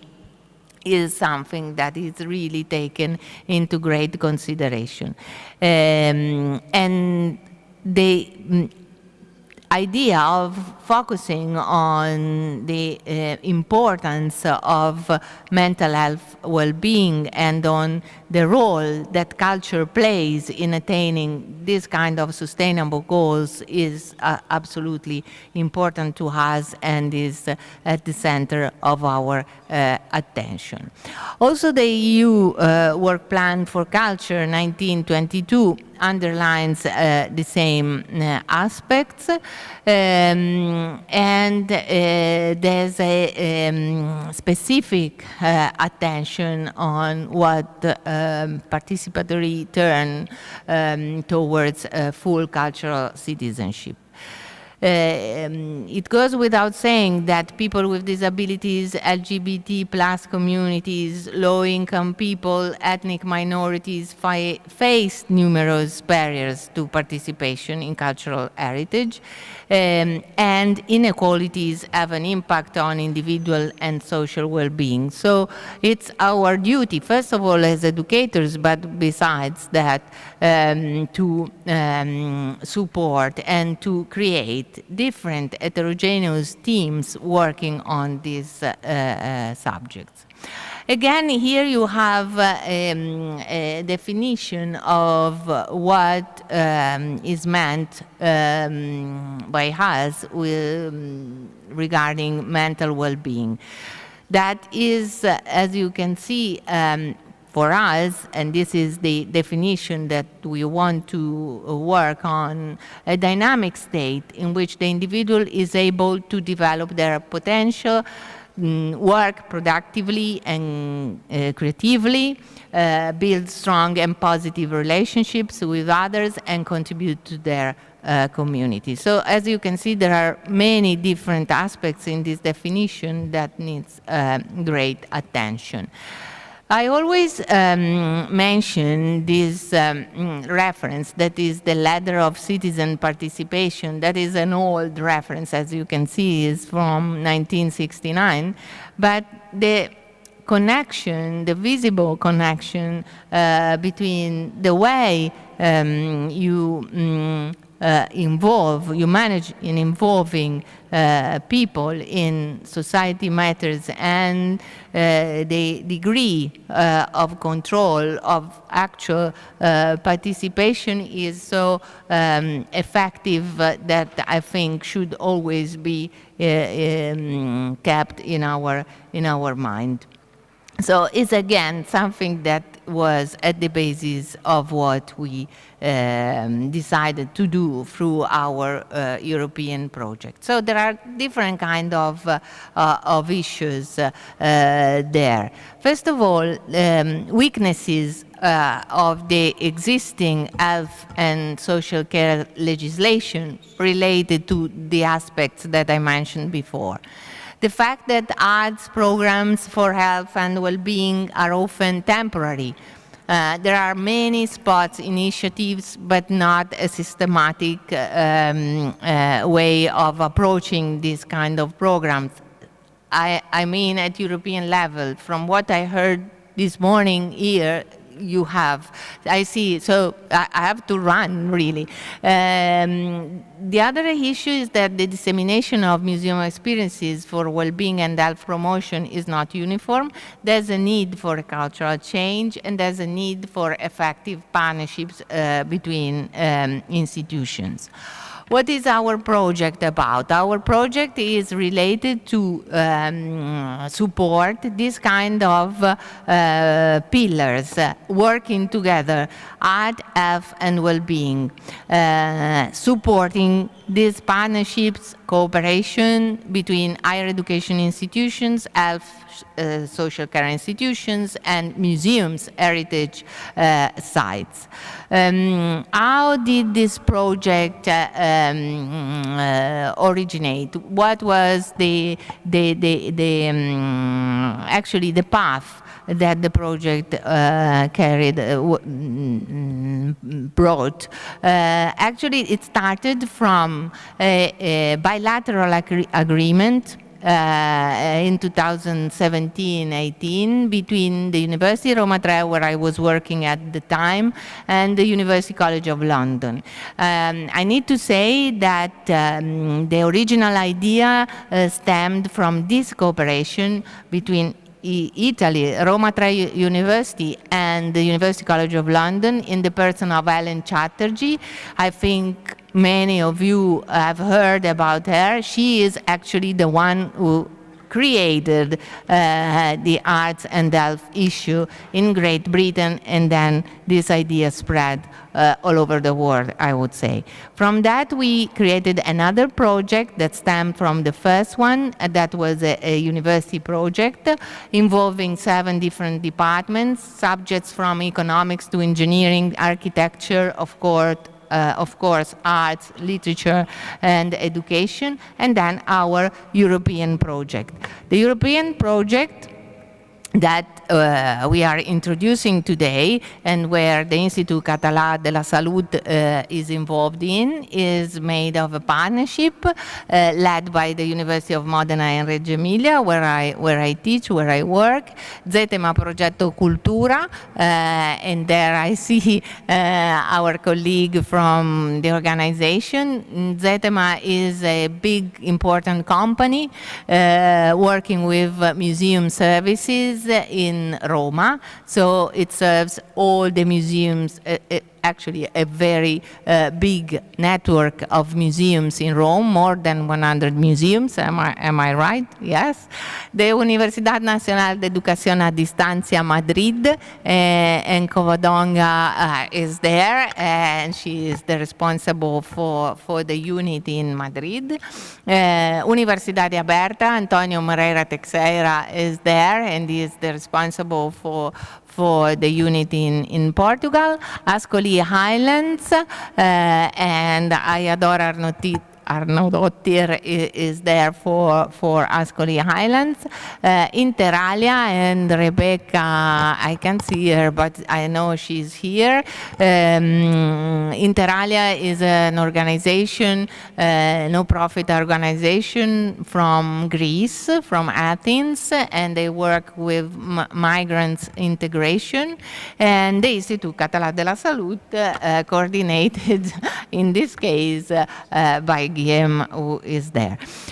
So, as you can see, also the partnership was meant to address different kind of objectives, especially to address objectives that was addressed to different kind of targets, in order to try to cover many different areas of issues.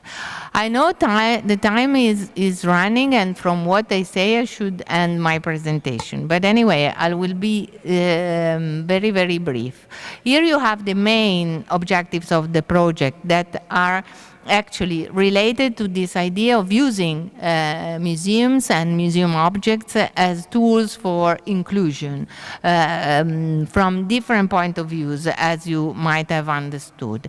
In this slide, you have a presentation of our project results. So there are project results. The first project results were addressed, of course, to have a recognition of the situation all over Europe related to the use of museums as inclusive spaces.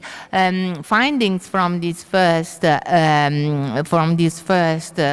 results are to be used to develop and to design new pilot courses addressed to different kind of users: museum educators, educators, medical staff, of course, in particular caregivers, and all those involved in taking care of people with different kind of difficulties.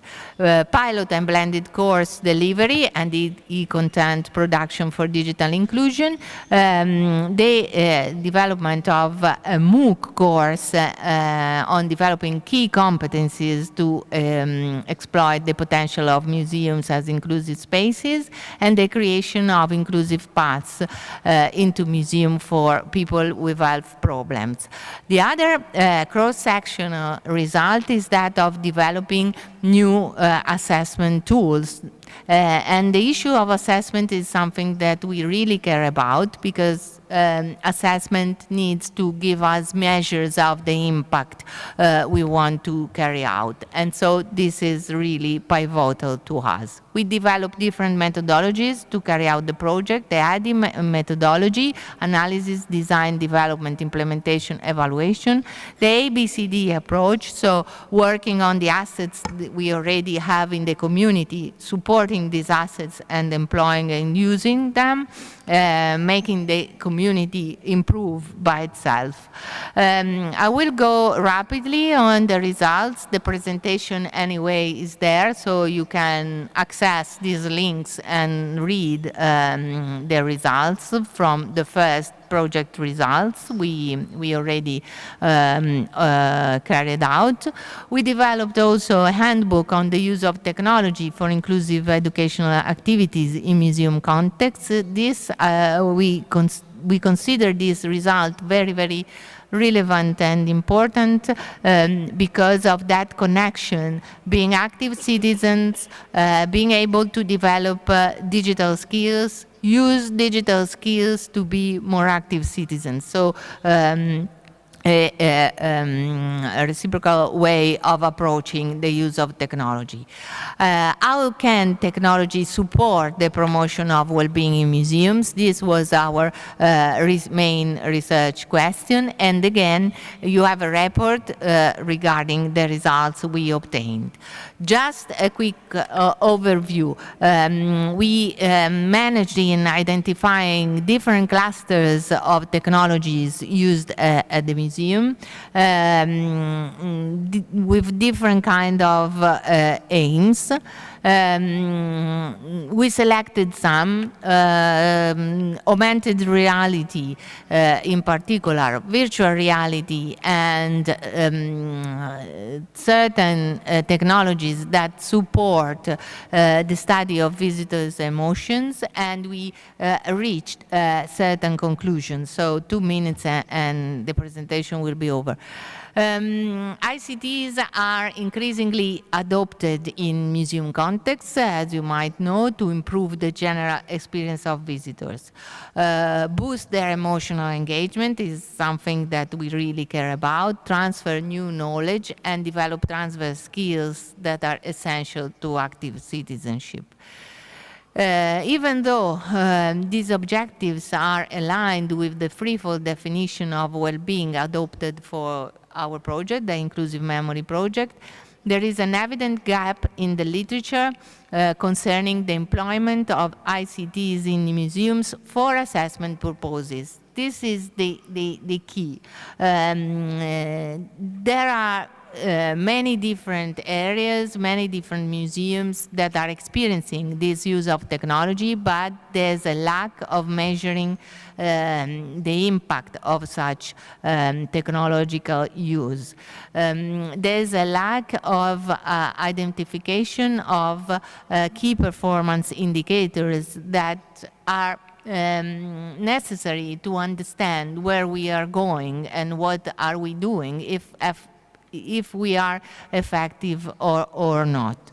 So there are potentials there, and there are many different technologies used, but we need to study, to make research, to identify those technologies that are more useful than others. I always say we need to have a critical use of technology to be effective, to be successful in every area of society where we use technology, so in our everyday life as well. So I thank you so much, and I hand here my presentation, and for whatever question or other curiosity or query, please contact us and go to our website, our project, Inclusive Memory Project website, to get more information. Thank you so much. Thank you.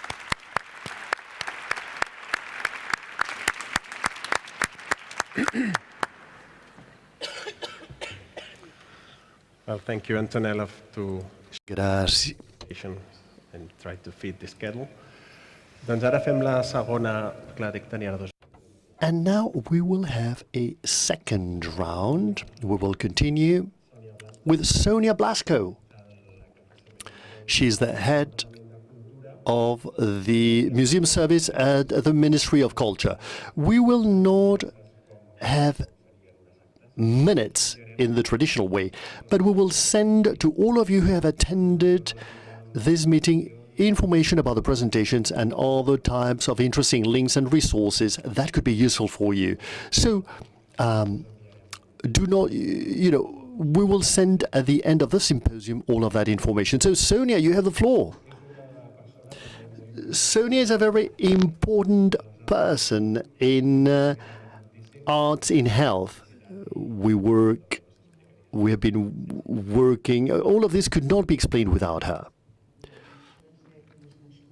Well, good morning. I have also brought my text, and I'm not going to use a PowerPoint presentation. We have prepared a PowerPoint presentation, and it will be available for you, and it will reflect all of the things I shall say next. But I think it's easier to read out and just talk. Okay? Good morning. Thank you very much indeed. And I'd like to thank the organizers for giving us a chance to meet, to mix and mingle professional people from the world of culture and the world of health. I believe we are going through a time in which both of us need each other badly. And I believe it's a time in which society is asking us to work together.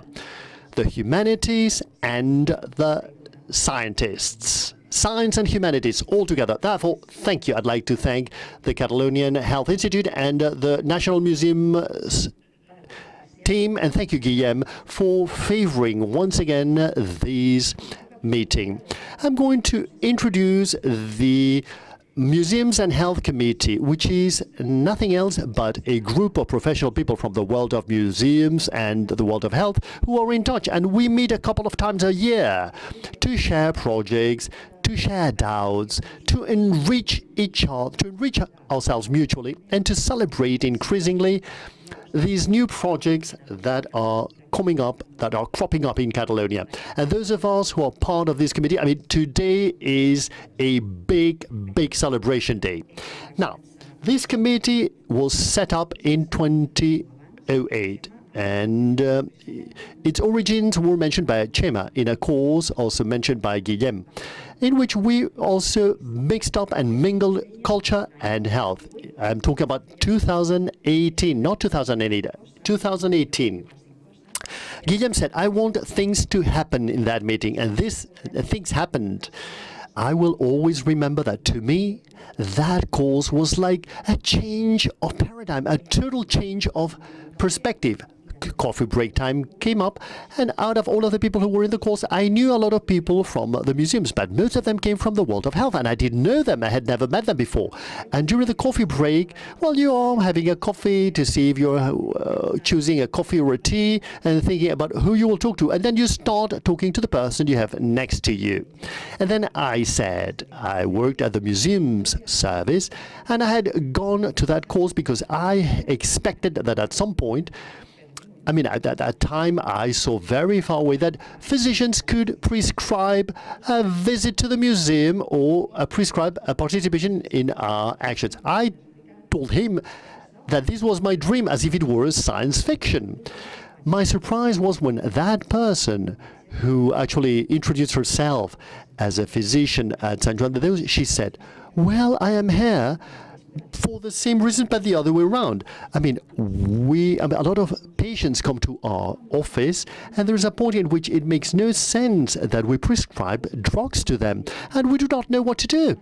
And we have started implementing walks in nature, and that goes really well. And then we thought, well, maybe people from culture could also work with us. And we looked at each other saying, my goodness, we're next to each other, and we wanted to work together, and we were not aware that we both wanted to work together. This aha moment was felt not only by myself, but also by Chema, by Eduard, by Mireia, Shay, and different people had that aha, this wow feeling, to a point in which I got a call from Aina, who is the coordinator of our museums, and she said, well, listen, these museums, these people who have participated in this course, they want to start doing things in the world of health. And she said, talk to them directly. I mean, you should act as a bridge, or they will go straight to the health one. Well, no, you have to call Guillaume. And we said, Guillaume. I remember it as if it were yesterday. I said, Guillaume, you wanted things to happen. Well, these things have happened. There has been a cross-fertilization, and all of this energy is here to be channeled to do something. And you, Guillaume, you told me, well, this is good. This is wonderful. I didn't think we would start with museums. I was talking about museums in general, but now that you're so enthusiastic about it, let's start working on it.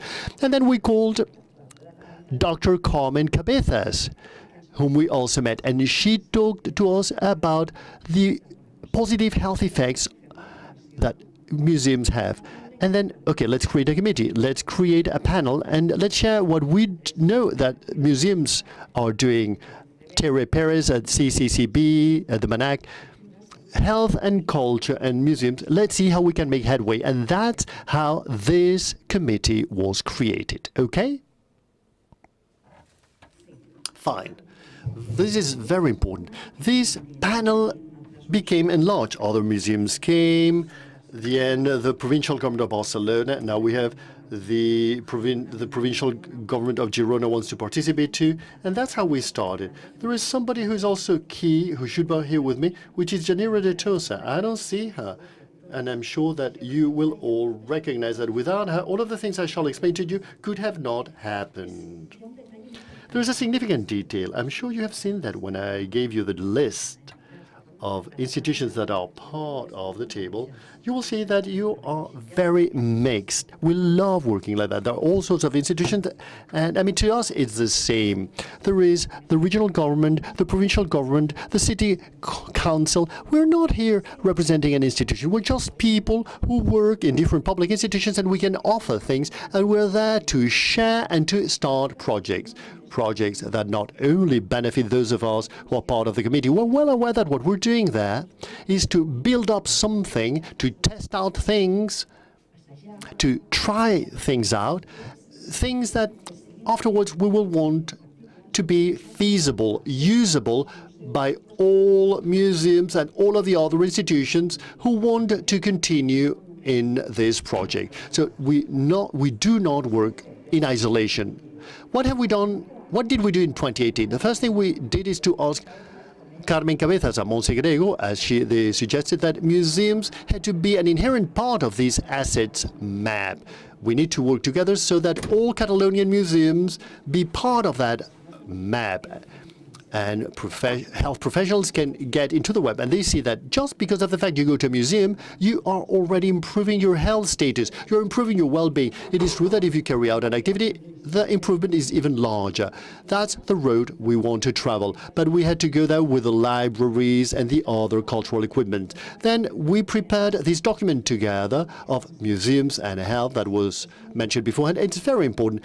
It's a very short document, but it has been well developed, and it presents a context. It wants to contextualize this work and to give it a theoretical basis. It's a document that I wanted badly to be presented, to be able to share it with all of the people from museums and culture who have been working in these type of projects, and also with health professionals, so that they can actually use it. Now, this document will be available from today on. In our web page, it has been posted, and you can share it. Then we started out the 3 pilot cases of arts in health. The first one has been explained by Chema. The 3 cases are very similar. We work in health to co-create, to design a project that has a specific health goal. We're not inventing it. What we're looking, we work with the health professionals from the primary care center to know what are the main needs of that specific community. Focusing on something, the museum should feel comfortable, or it should be able to be reachable for its collections and its working styles. And we start working together, knowing each other's resources, following a methodology, which, as I've said, has been well explained in that document. But it is crucial that it should be focusing on health, not only museums and culture. And then we make headway and we assess. We design an activity and then we assess it, we evaluate it, because afterwards we will publish it. We want to reflect that it has worked in one way or another, or the things that need to be changed. Chema has explained about the Cerdanyola Art Museum. And Edward, because, the Empuda Art Museum in Figueres is a similar case. And we work with women affected with fibromyalgia. And it's a number of days. The same thing can be said with the Tomás Balbé Archival Museum in Cardedeu. In this case, we are a bit delayed, but we'll keep on working. What happened? In the middle of all of these, the pandemic hit us. Things happen in life, and the pandemic hit us, and all of the primary care centers had other needs. We had to stop and wait. And then we had a chance to contribute to another project that I'm not going to explain because Laia will explain it now. It's called Recovery. In this case, the point was not to help a specific community or women with multiple pains, but the health community is the one that needed help. And we loved it. All of the museums had to limit the number of people we could accept to help you out. And then we also promoted some training sessions with the support of Tere Perez. We're so happy to have Tere Perez in those training sessions to help those museums that want to work, that have any problem. Tere Perez is the one who started at the CCCB, the Alzheimer's disease problem. It's a reference project, and we're very happy that she's helping us, those museums who want to start that process, helping with Alzheimer's disease. Sometimes we start from scratch. I want to do this, and I don't know how to do it. I don't know how to go about it. I need some coaching. I need some people giving me support. Not all of the cases are big pilot cases. We do step-by-step things, and anybody who wants to cooperate, we will find the way to help you out. What are the next landmarks we have ahead? First of all, we're working of Arts in Health for something that we believe will be crucial. It was mentioned beforehand, the so-called REBECs. This is a Catalonian figure. These are the reference points about a community's well-being. Carmen Cabezas has said they will try to have one of those in each primary care center, and they are in charge of connecting all of the things that happen in the primary care center with these community resources where we find museums as well. So these points of reference should know what are the resources available in their community. And we're working with the health service to have a training session so that these points of reference and museums get to know each other, so that they get to know each other personally and they know what can they both do for each other, so that they can actually have this aha moment that I had at San Juan de Déu in 2018, so that this can also happen here, to offer this possibility, so that at least they meet each other. What are their concerns, both in both sectors? And now we have as a point of reference this document. And then we also have the assessment issue. It is true that we are assessing these pilot case studies, but we would like to go beyond that. And I loved listening the Minister of Health when he talked about the evaluation agency. We could, if they could come here, we would love it. And we will keep on working on it. It's a work in progress project. We keep on making headway and things happen. Maybe in an ideal case, we would love to have research, the research community and the university community also working hand in hand with us. And for those of you who do not know us, let me just tell you that in Catalonia we have 118 registered museums. 118. We have some wonderful large museums like this one, which is fantastic.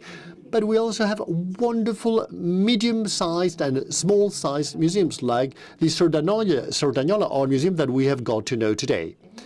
And all of them are filled with excellent professional people. We have art museums, it is true. And it is true that art is highly inspiring, but we also have natural sciences museums, history museums, technical or technological museums, and all of this is quite inspiring, and it helps you out because collective, the community or the collective stories that these museums host are tools to connect with yourself. For example, think about the Railroad Museum. You know, the history of trains, how many things they may remind you of. The Migration Museum, this connects with so many people. A local museum that keeps alive the story or the history of that community. You will find many different types of museums, but not everything is perfect. True. You must also know that as museums, we have very few financial resources, probably less resources than the health service. I'm not complaining, but if we have to work together, we have to know each other's reality.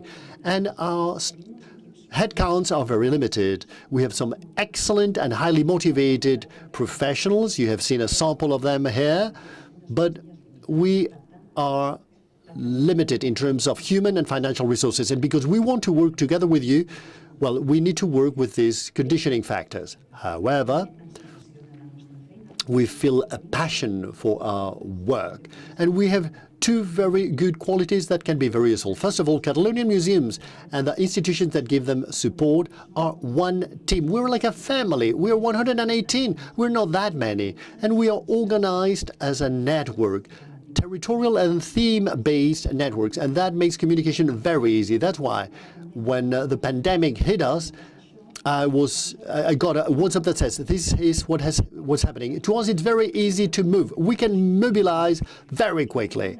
And on the other hand, something else I believe is a very good asset is that we have a strategic plan, a master plan that we share and that we promote together. And that master plan, that strategic plan, has defined a museum model that is a collection holder. Of course, our collections, our holdings are very important because we didn't have these museum holdings. Well, what would we do? But we are a social museum. It is a museum, and that was mentioned beforehand. We are museums that want to participate in societal challenges. We cooperate. We want to give care. And we also want to promote a critical spirit to help people to think by themselves at a time that it's so important to doing so. We are spaces that want to work hand in hand with other groups to face together the challenges we all face as society. Solitude, mental health problems, the need to improve our emotional well-being altogether. Today, a year ago exactly, the invasion of Ukraine by Russia started. And this week, Justo Barranco, the famous journalist, interviewed a Ukrainian writer, and he asked him, is culture in the midst of war useful for something? And I have a friend in the museum service who said, yes, it is very useful. She had been in Bosnia, and she said, I'm sure it is very useful. But what did the writer say to Justo Barranco? He said, the need for culture has always existed. I myself and my friends, we created a cultural society in an underground space. From the very first days of the invasion, every hour we hold an event. There are concerts, poetry, classes. People need to meet to enjoy culture. Before the war, he said, there were 2 or 3 events a week. That may happen in a museum, but now we have 5 or 6 cultural events a day. It is a primitive instinct, and life struggles against death and against the senselessness of it all, the senselessness of war. And in this context, you will find Catalonian museums. So we want to open our arms to work even further with you. And I just wanted to say this. If at the health service you want to shed light on our society, you should keep on counting on us. You should keep on counting on culture and our work committee and with Catalonian museums, because in that space we will always work together very happily. Thank you.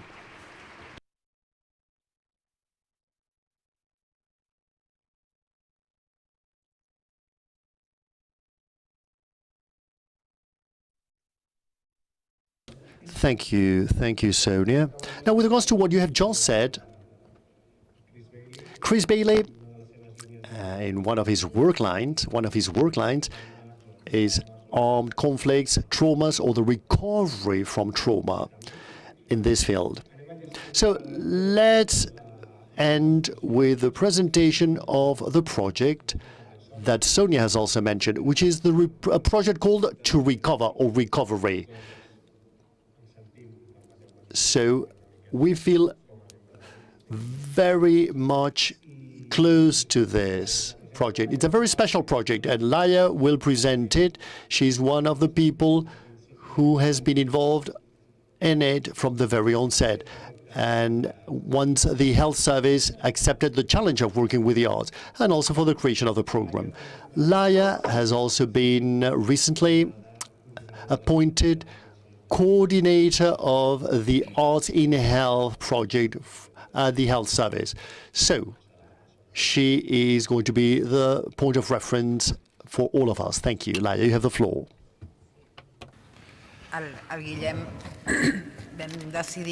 So, with Guillem, we decided to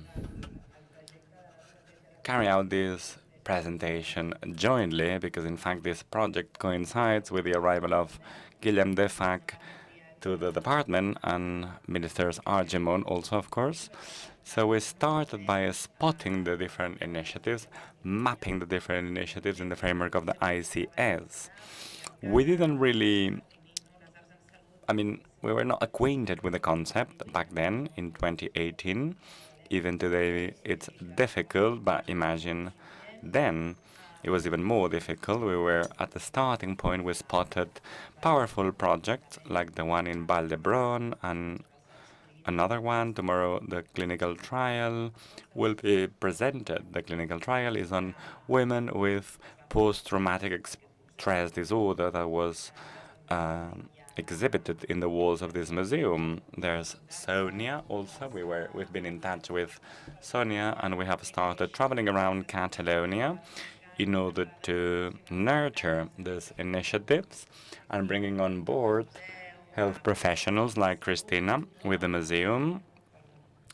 And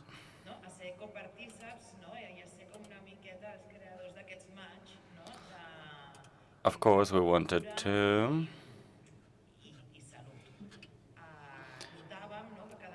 act as a bridge between culture and health.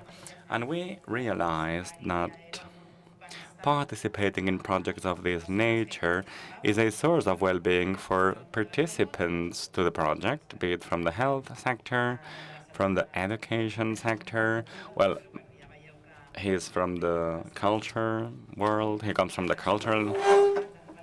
Well, and then the pandemic hit us. We had organized an amazing session, a very innovative and participatory session, workshop.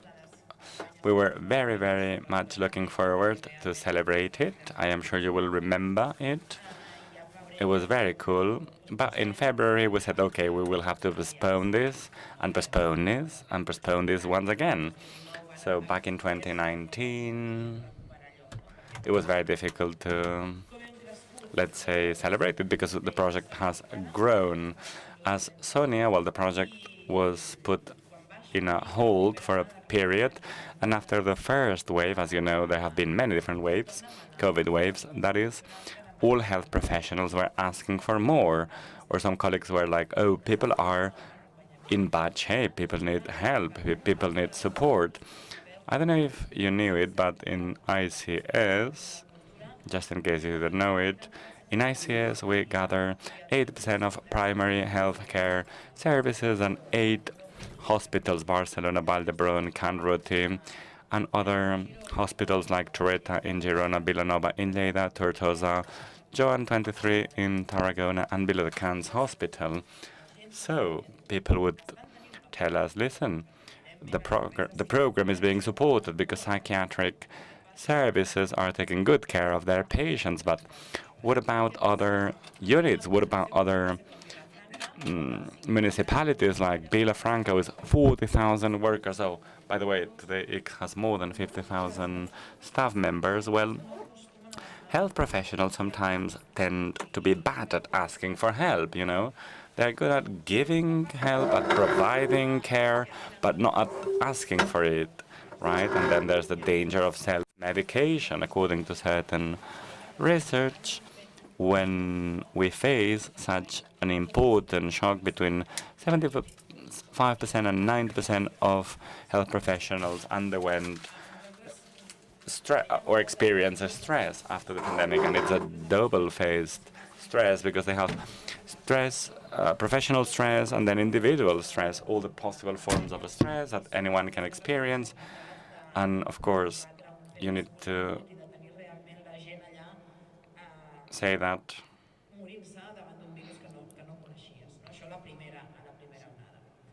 and this was during the first wave, and this is, well, then we said, okay, we need to do something about it. And we started reflecting about things, and we were like, oh, there's museums. Museums are very much on board.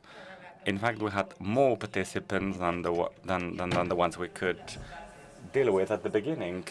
And the mapping process helped us decide the target, the health target.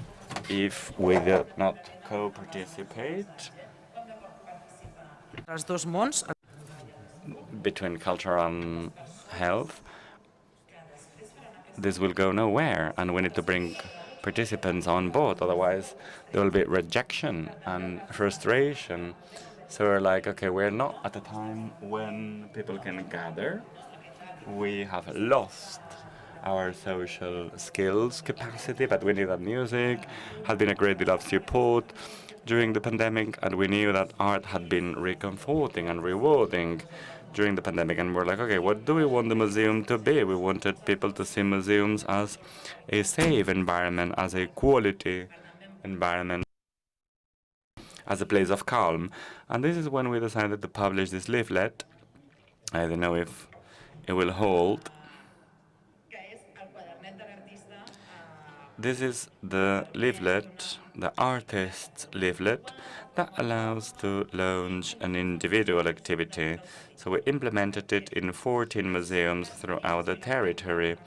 As I told you before, the ICS is scattered around the region, and in each neighborhood there is a library and a primary health center, 8 out of 10 of which correspond to ICS. And we're like, okay, there are restrictions. So we decided the following. We said, okay, in Lleida there were 2 museums in which people could participate to the project. What are the main objectives? We knew that the artist's leaflet will not save us from COVID, but we said, okay, if we make sure this person can go to the museum and spend some time, some relaxed time, and being here and now, and this would allow for a certain discovery of the museum, discovering the museum and then following the different steps that would bring you, I mean, the leaflet suggests a few activities that you can undergo or not. Then we knocked, okay, when you have to implement the project in a month and a half, not like you have much time to look around, right? So we knocked on Valdebron Psychiatry Department, where they always open their doors. They buy your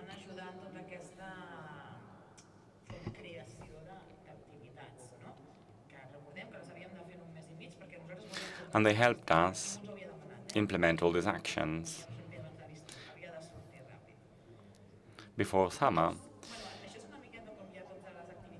Here we have a short list of the different activities that we have implemented that aim at boosting a calm environment. We wanted to make sure that participants could forget about the pandemic for a few minutes and discover the museum as an environment where to feel at ease. We asked participants to inform us about his state of mind at the beginning of the activity or at the end of the activity. We wanted to know if the visit to the museum had helped him or her participants feel better. Here we have the different scales that we have used. And here we have a timeline. As we said before, we started the timeline in May, then in June the project was presented, and in July the leaflets were scattered around all museums. Sometimes we had to hand them over ourselves around the different museums. No problem, we loved it. So here are the requirements, the criteria of participating institutions, and then we said, okay, all this is based on a parcours in which you choose a piece of art. You need to look for it, you need to see where it is. So at the beginning, when you get to a new museum, you're offered a form, a little notebook, a pen, and a bag. Then we started running out of resources, so we only offered the notebook. Here are the participating centers, and this is the first sentence that you find in the notebook. This is a calm environment. Walk around, forget your concerns for a while once you step into the door. Look and walk around until you feel comfortable. Second recommendations, look for different items and choose one, and then follow the indications of the notebook. All these images correspond to museums that are members of the initiative. Then, in order to make it more accessible, we offered it for free, anonymously. Of course, we would ask participants to fill in the assessment anonymously, and if they wanted to share their email address, it was an option but not compulsory. And no pre-booking required, and all this with the 15 museums that will allow for a sound distribution. Then, now, according to figures from July 2020 to December 2022 that Janina helped us gather, I can't see her, but I would like to thank her for her very important participation to the project. So we have had more than 2,000 professionals visiting museums. Is it a lot? Is it very little? Well, we lack references from the past, but at least 2,000 people have grabbed this artist notebook home. Out of the participants to the assessment, 9 out of 10 consider it to be positive for their emotional well-being, and 9 out of 10 would recommend it to peers. We have included a couple of quotes from the open field in service, and The first quote is, "Oh, I could disconnect for a while and connecting to a item of my choice." Another one, "It's been very rewarding. Thanks for taking care of us." What about the future? As it has been said before by Guillem, up to quite recently, he was the communication department, IRCC. He came here to MNAC, and, well, I had left from the department, and after the pandemic, there was a first wave, then a second wave, and the different changes. So basically, we have a design, well, we want to launch an application so that we can reach as many museums as possible, because of course, if we focus on environmental criteria or accessibility criteria only, well, we believe, honestly, that we have a great opportunity ahead. First and foremost, because many museums are looking forward to participate in the project, and secondly, because it's important to open it to citizens. And we have seen over time that more and more professionals attend the museum with their families or in groups. We have not assessed this yet. We know it out of feeling, out of the report. And we're like, well, we're going to go grab them. So we would go to Joan 23, Sardanyola, and, well, a lot has been done in order to, well, Recuperar has evolved, and now we need to give it a new push. The other day we said, we have some colleagues here of the postgraduate diploma arts in health, some coming from health, others from culture. We are members of AP postdoc certificate, and one of them would say it. He would say, when you launched the project, perhaps it was a little bit too early. We were exhausted. We didn't want to be part to the project, but perhaps today things would look different, because at the end of the day, dissemination, we did a great deal of dissemination, and of course we organized regional press conferences, etc. As many professionals say, for them perhaps it was too early. They wanted to sleep 10 hours in a row, but not being part in a Recuperar project. What about steps for the future? Perhaps we can re-attract them towards us. We are working also because we want to make sure that the APP is not a mere reproduction of the notebook. We want it to be different. It's going to be difficult, but we're not so much in a rush. Now we want things to be sound. Perhaps we will be able to launch an alternative APP for schools or for prescription, as the minister and Carmen said. It's been said that health is also contagious, so if we manage to make sure that some people are infected by culture and health, it would be perfect. It would be nice when we imagine this project based on museums as health agents. Well, we believe in that. Museums or, community centers or the local music school. And this is about it from my side. Well, when I was preparing this presentation, I looked for the definition of recovering, and I looked for synonyms of the concept recover. Well, get better, rebuild oneself, heal. And I told myself, listen, there is perhaps a lack of evaluation for the time being, but we believe that Recuperar can become a tool to promote recovery. I don't know if you have any remark. Well, when it comes to steps forward, it is true that we had to operate very quickly. Perhaps now we would do it differently.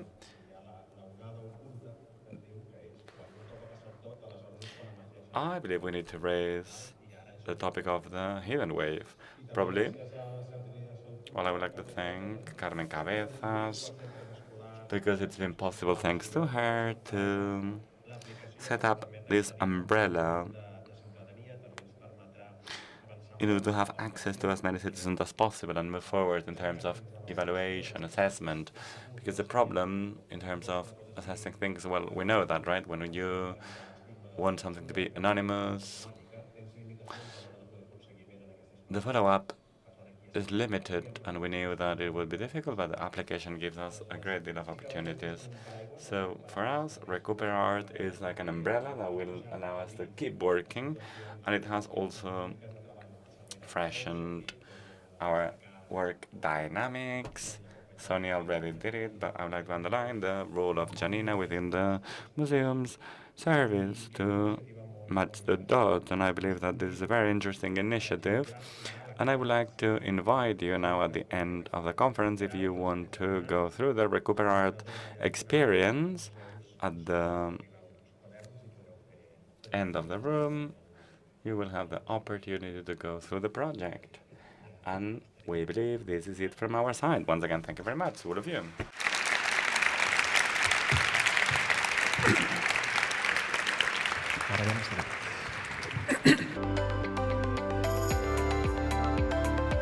Gràcies a totes per fer-ho curtet. Tenim una mica d'espai. So we have a few minutes. I would like to thank Secretary Cabezas, who had a very tight agenda. And she decided to stay with us. Now, we would like to answer the different questions that we have received.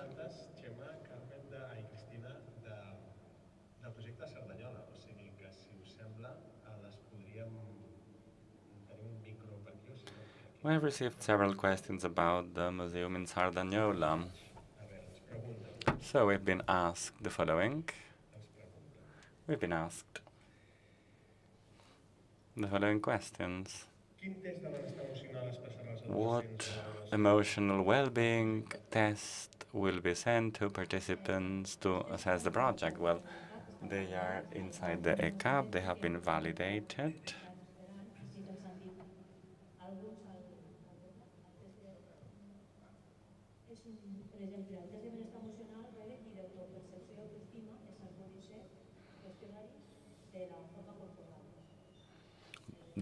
The one entitled Body Shape. Okay, we can perhaps include these tests into the presentation. Second question, is the exhibition on the human body, is it gonna stay around for a while? No, there is no such thing as a body exhibition. There was one, the Naked Man, which was sponsored by the Regional Council. And I would like to make the most of this question, because at the end of the day, it's all about permanent exhibitions. We like permanent exhibitions, which are the ones that have to be updated.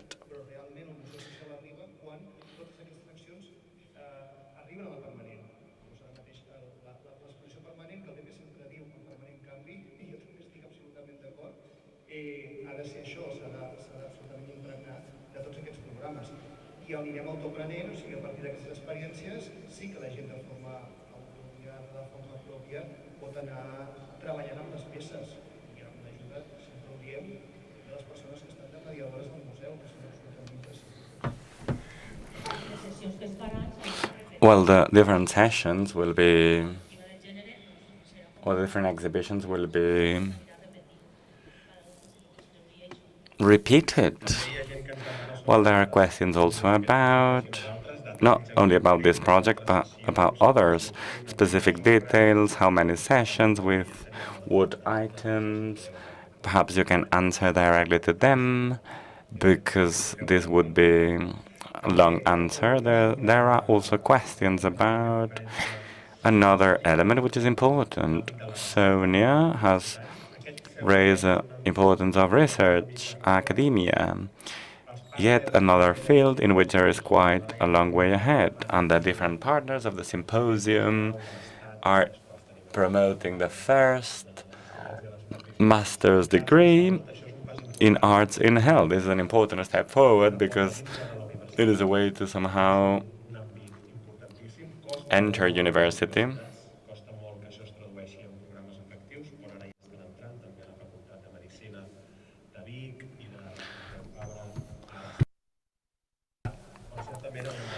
And, of course, more will have to be done in this field. Then there is another question about the role, which has not been mentioned. Relevant question, the role of art therapy, music therapy, and theater therapy, and any other form of dance therapy. Well, this topic is clearly controversial. Well, perhaps not controversial, but it needs a certain clarification. There is a clear disadvantage compared to other environments, international environments, the certification of skills and the habilitation to work, even more so to work within the health system. So we believe we need an update process. As you know, there is a problem with the word therapist. From a health perspective, this generates certain reticence. Professionals who are not regulated within the health department. So the word therapist produces a certain degree of uncomfort. So we need to move towards concepts like mediator or concepts that might somehow mild down potential controversies. So if we include people with disabilities and we want them to act as mediators to attain health targets within a therapeutic plan, right? And that's why we insist on the importance of co-creating between health professionals and cultural development. So if we always have this profile, the integration of experts in mediation is perfect. So the danger is that from any potential scope, such like, a nurse playing the guitar and saying, I will teach you how to play the guitar. No, there are expertise. There's expertise that needs to be respected, and the same applies the other way around. An art therapist cannot, let's say, overdo it, especially at a time when mutual trust and training is very important. So we need to work on this. In the US, for example, in Canada, and in some European countries, art mediation, art therapy, music therapy, art therapy are very consolidated, and I believe we need to move down this line because these profiles can definitely bring a lot to mediation. Oh, there are many, many questions. Here's another interesting topic. Where can we buy the book, Relatos, Narratives? Thanks for asking the question. Antonia says that you can buy it anywhere. Not in Amazon. Oh, perhaps also in Amazon. Any online platform, you can get it there. It's an amazing gift for San Jordan, so do not hesitate. It's also offered to patients. More than 3,000 have been distributed.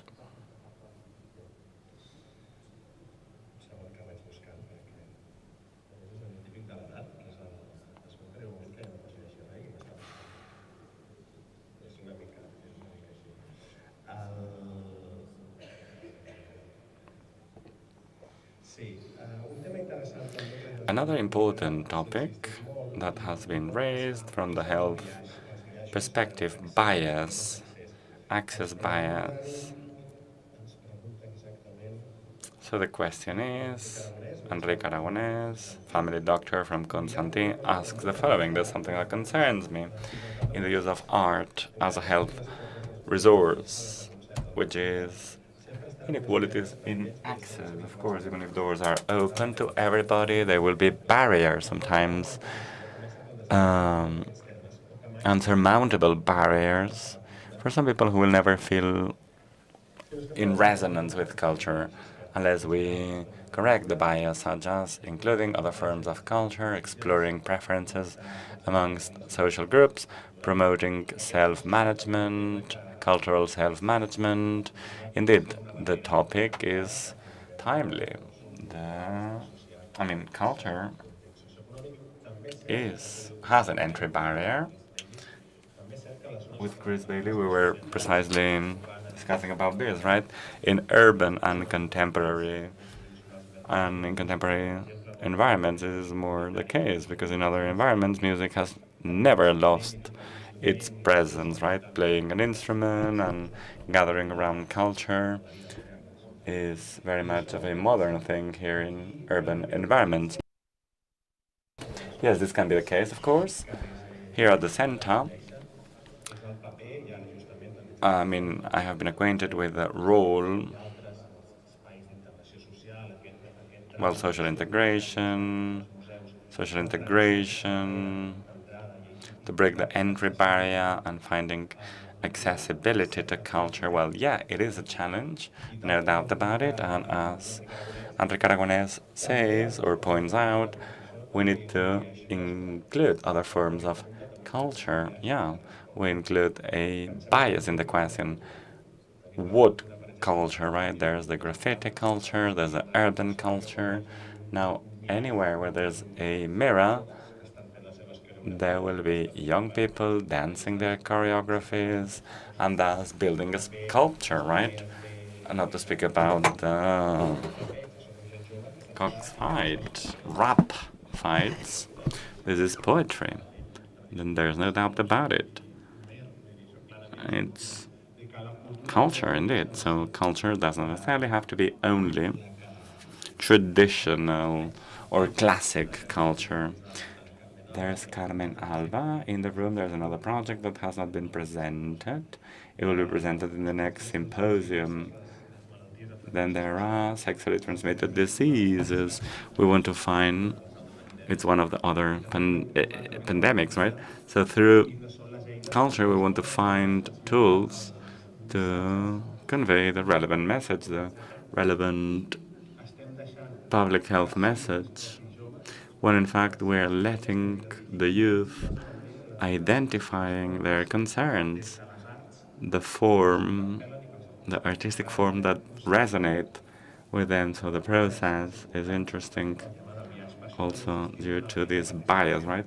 And this is why we insist a great deal on participation. Participation is important because otherwise, and as Enrique says, you might end up falling into the paternalism trap.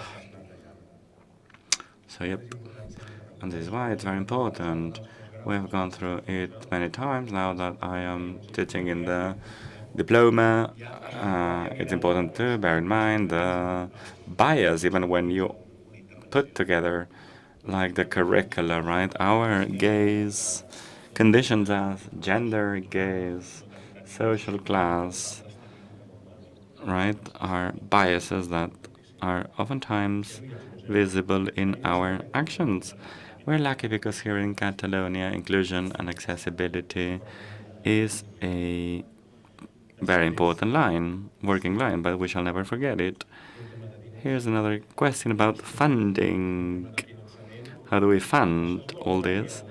It's great because the budget is around 240, 270 million euros, and the health budget is 12 billion euros, right? But both have a problem in terms of lack of funding.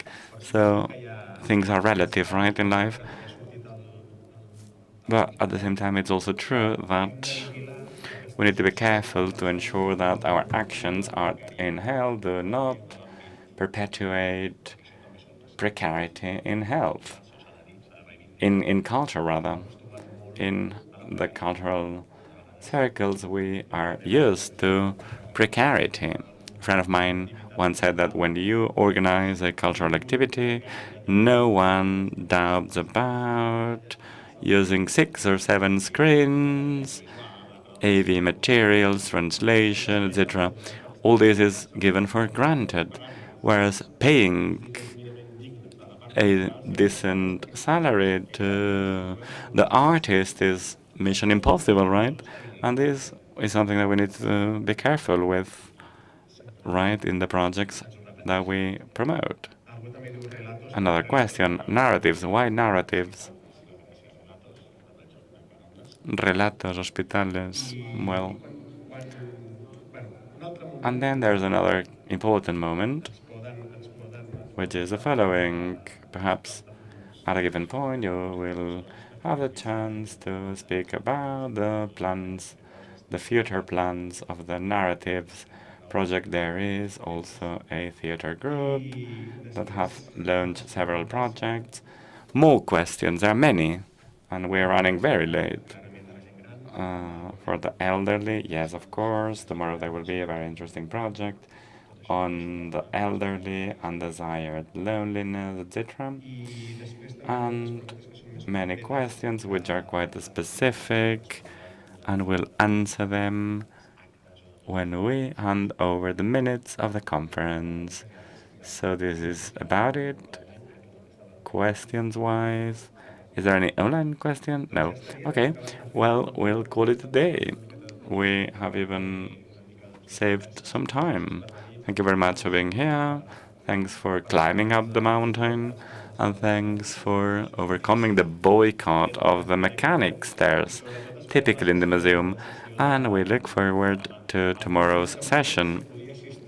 Someone has asked if they can participate to the session of the European project. I don't think so, but thanks for being so motivated. I would like to ask you or to invite you to visit the exhibition in the MNAC. Tomorrow we will inaugurate an exhibition. The press conference is closing now.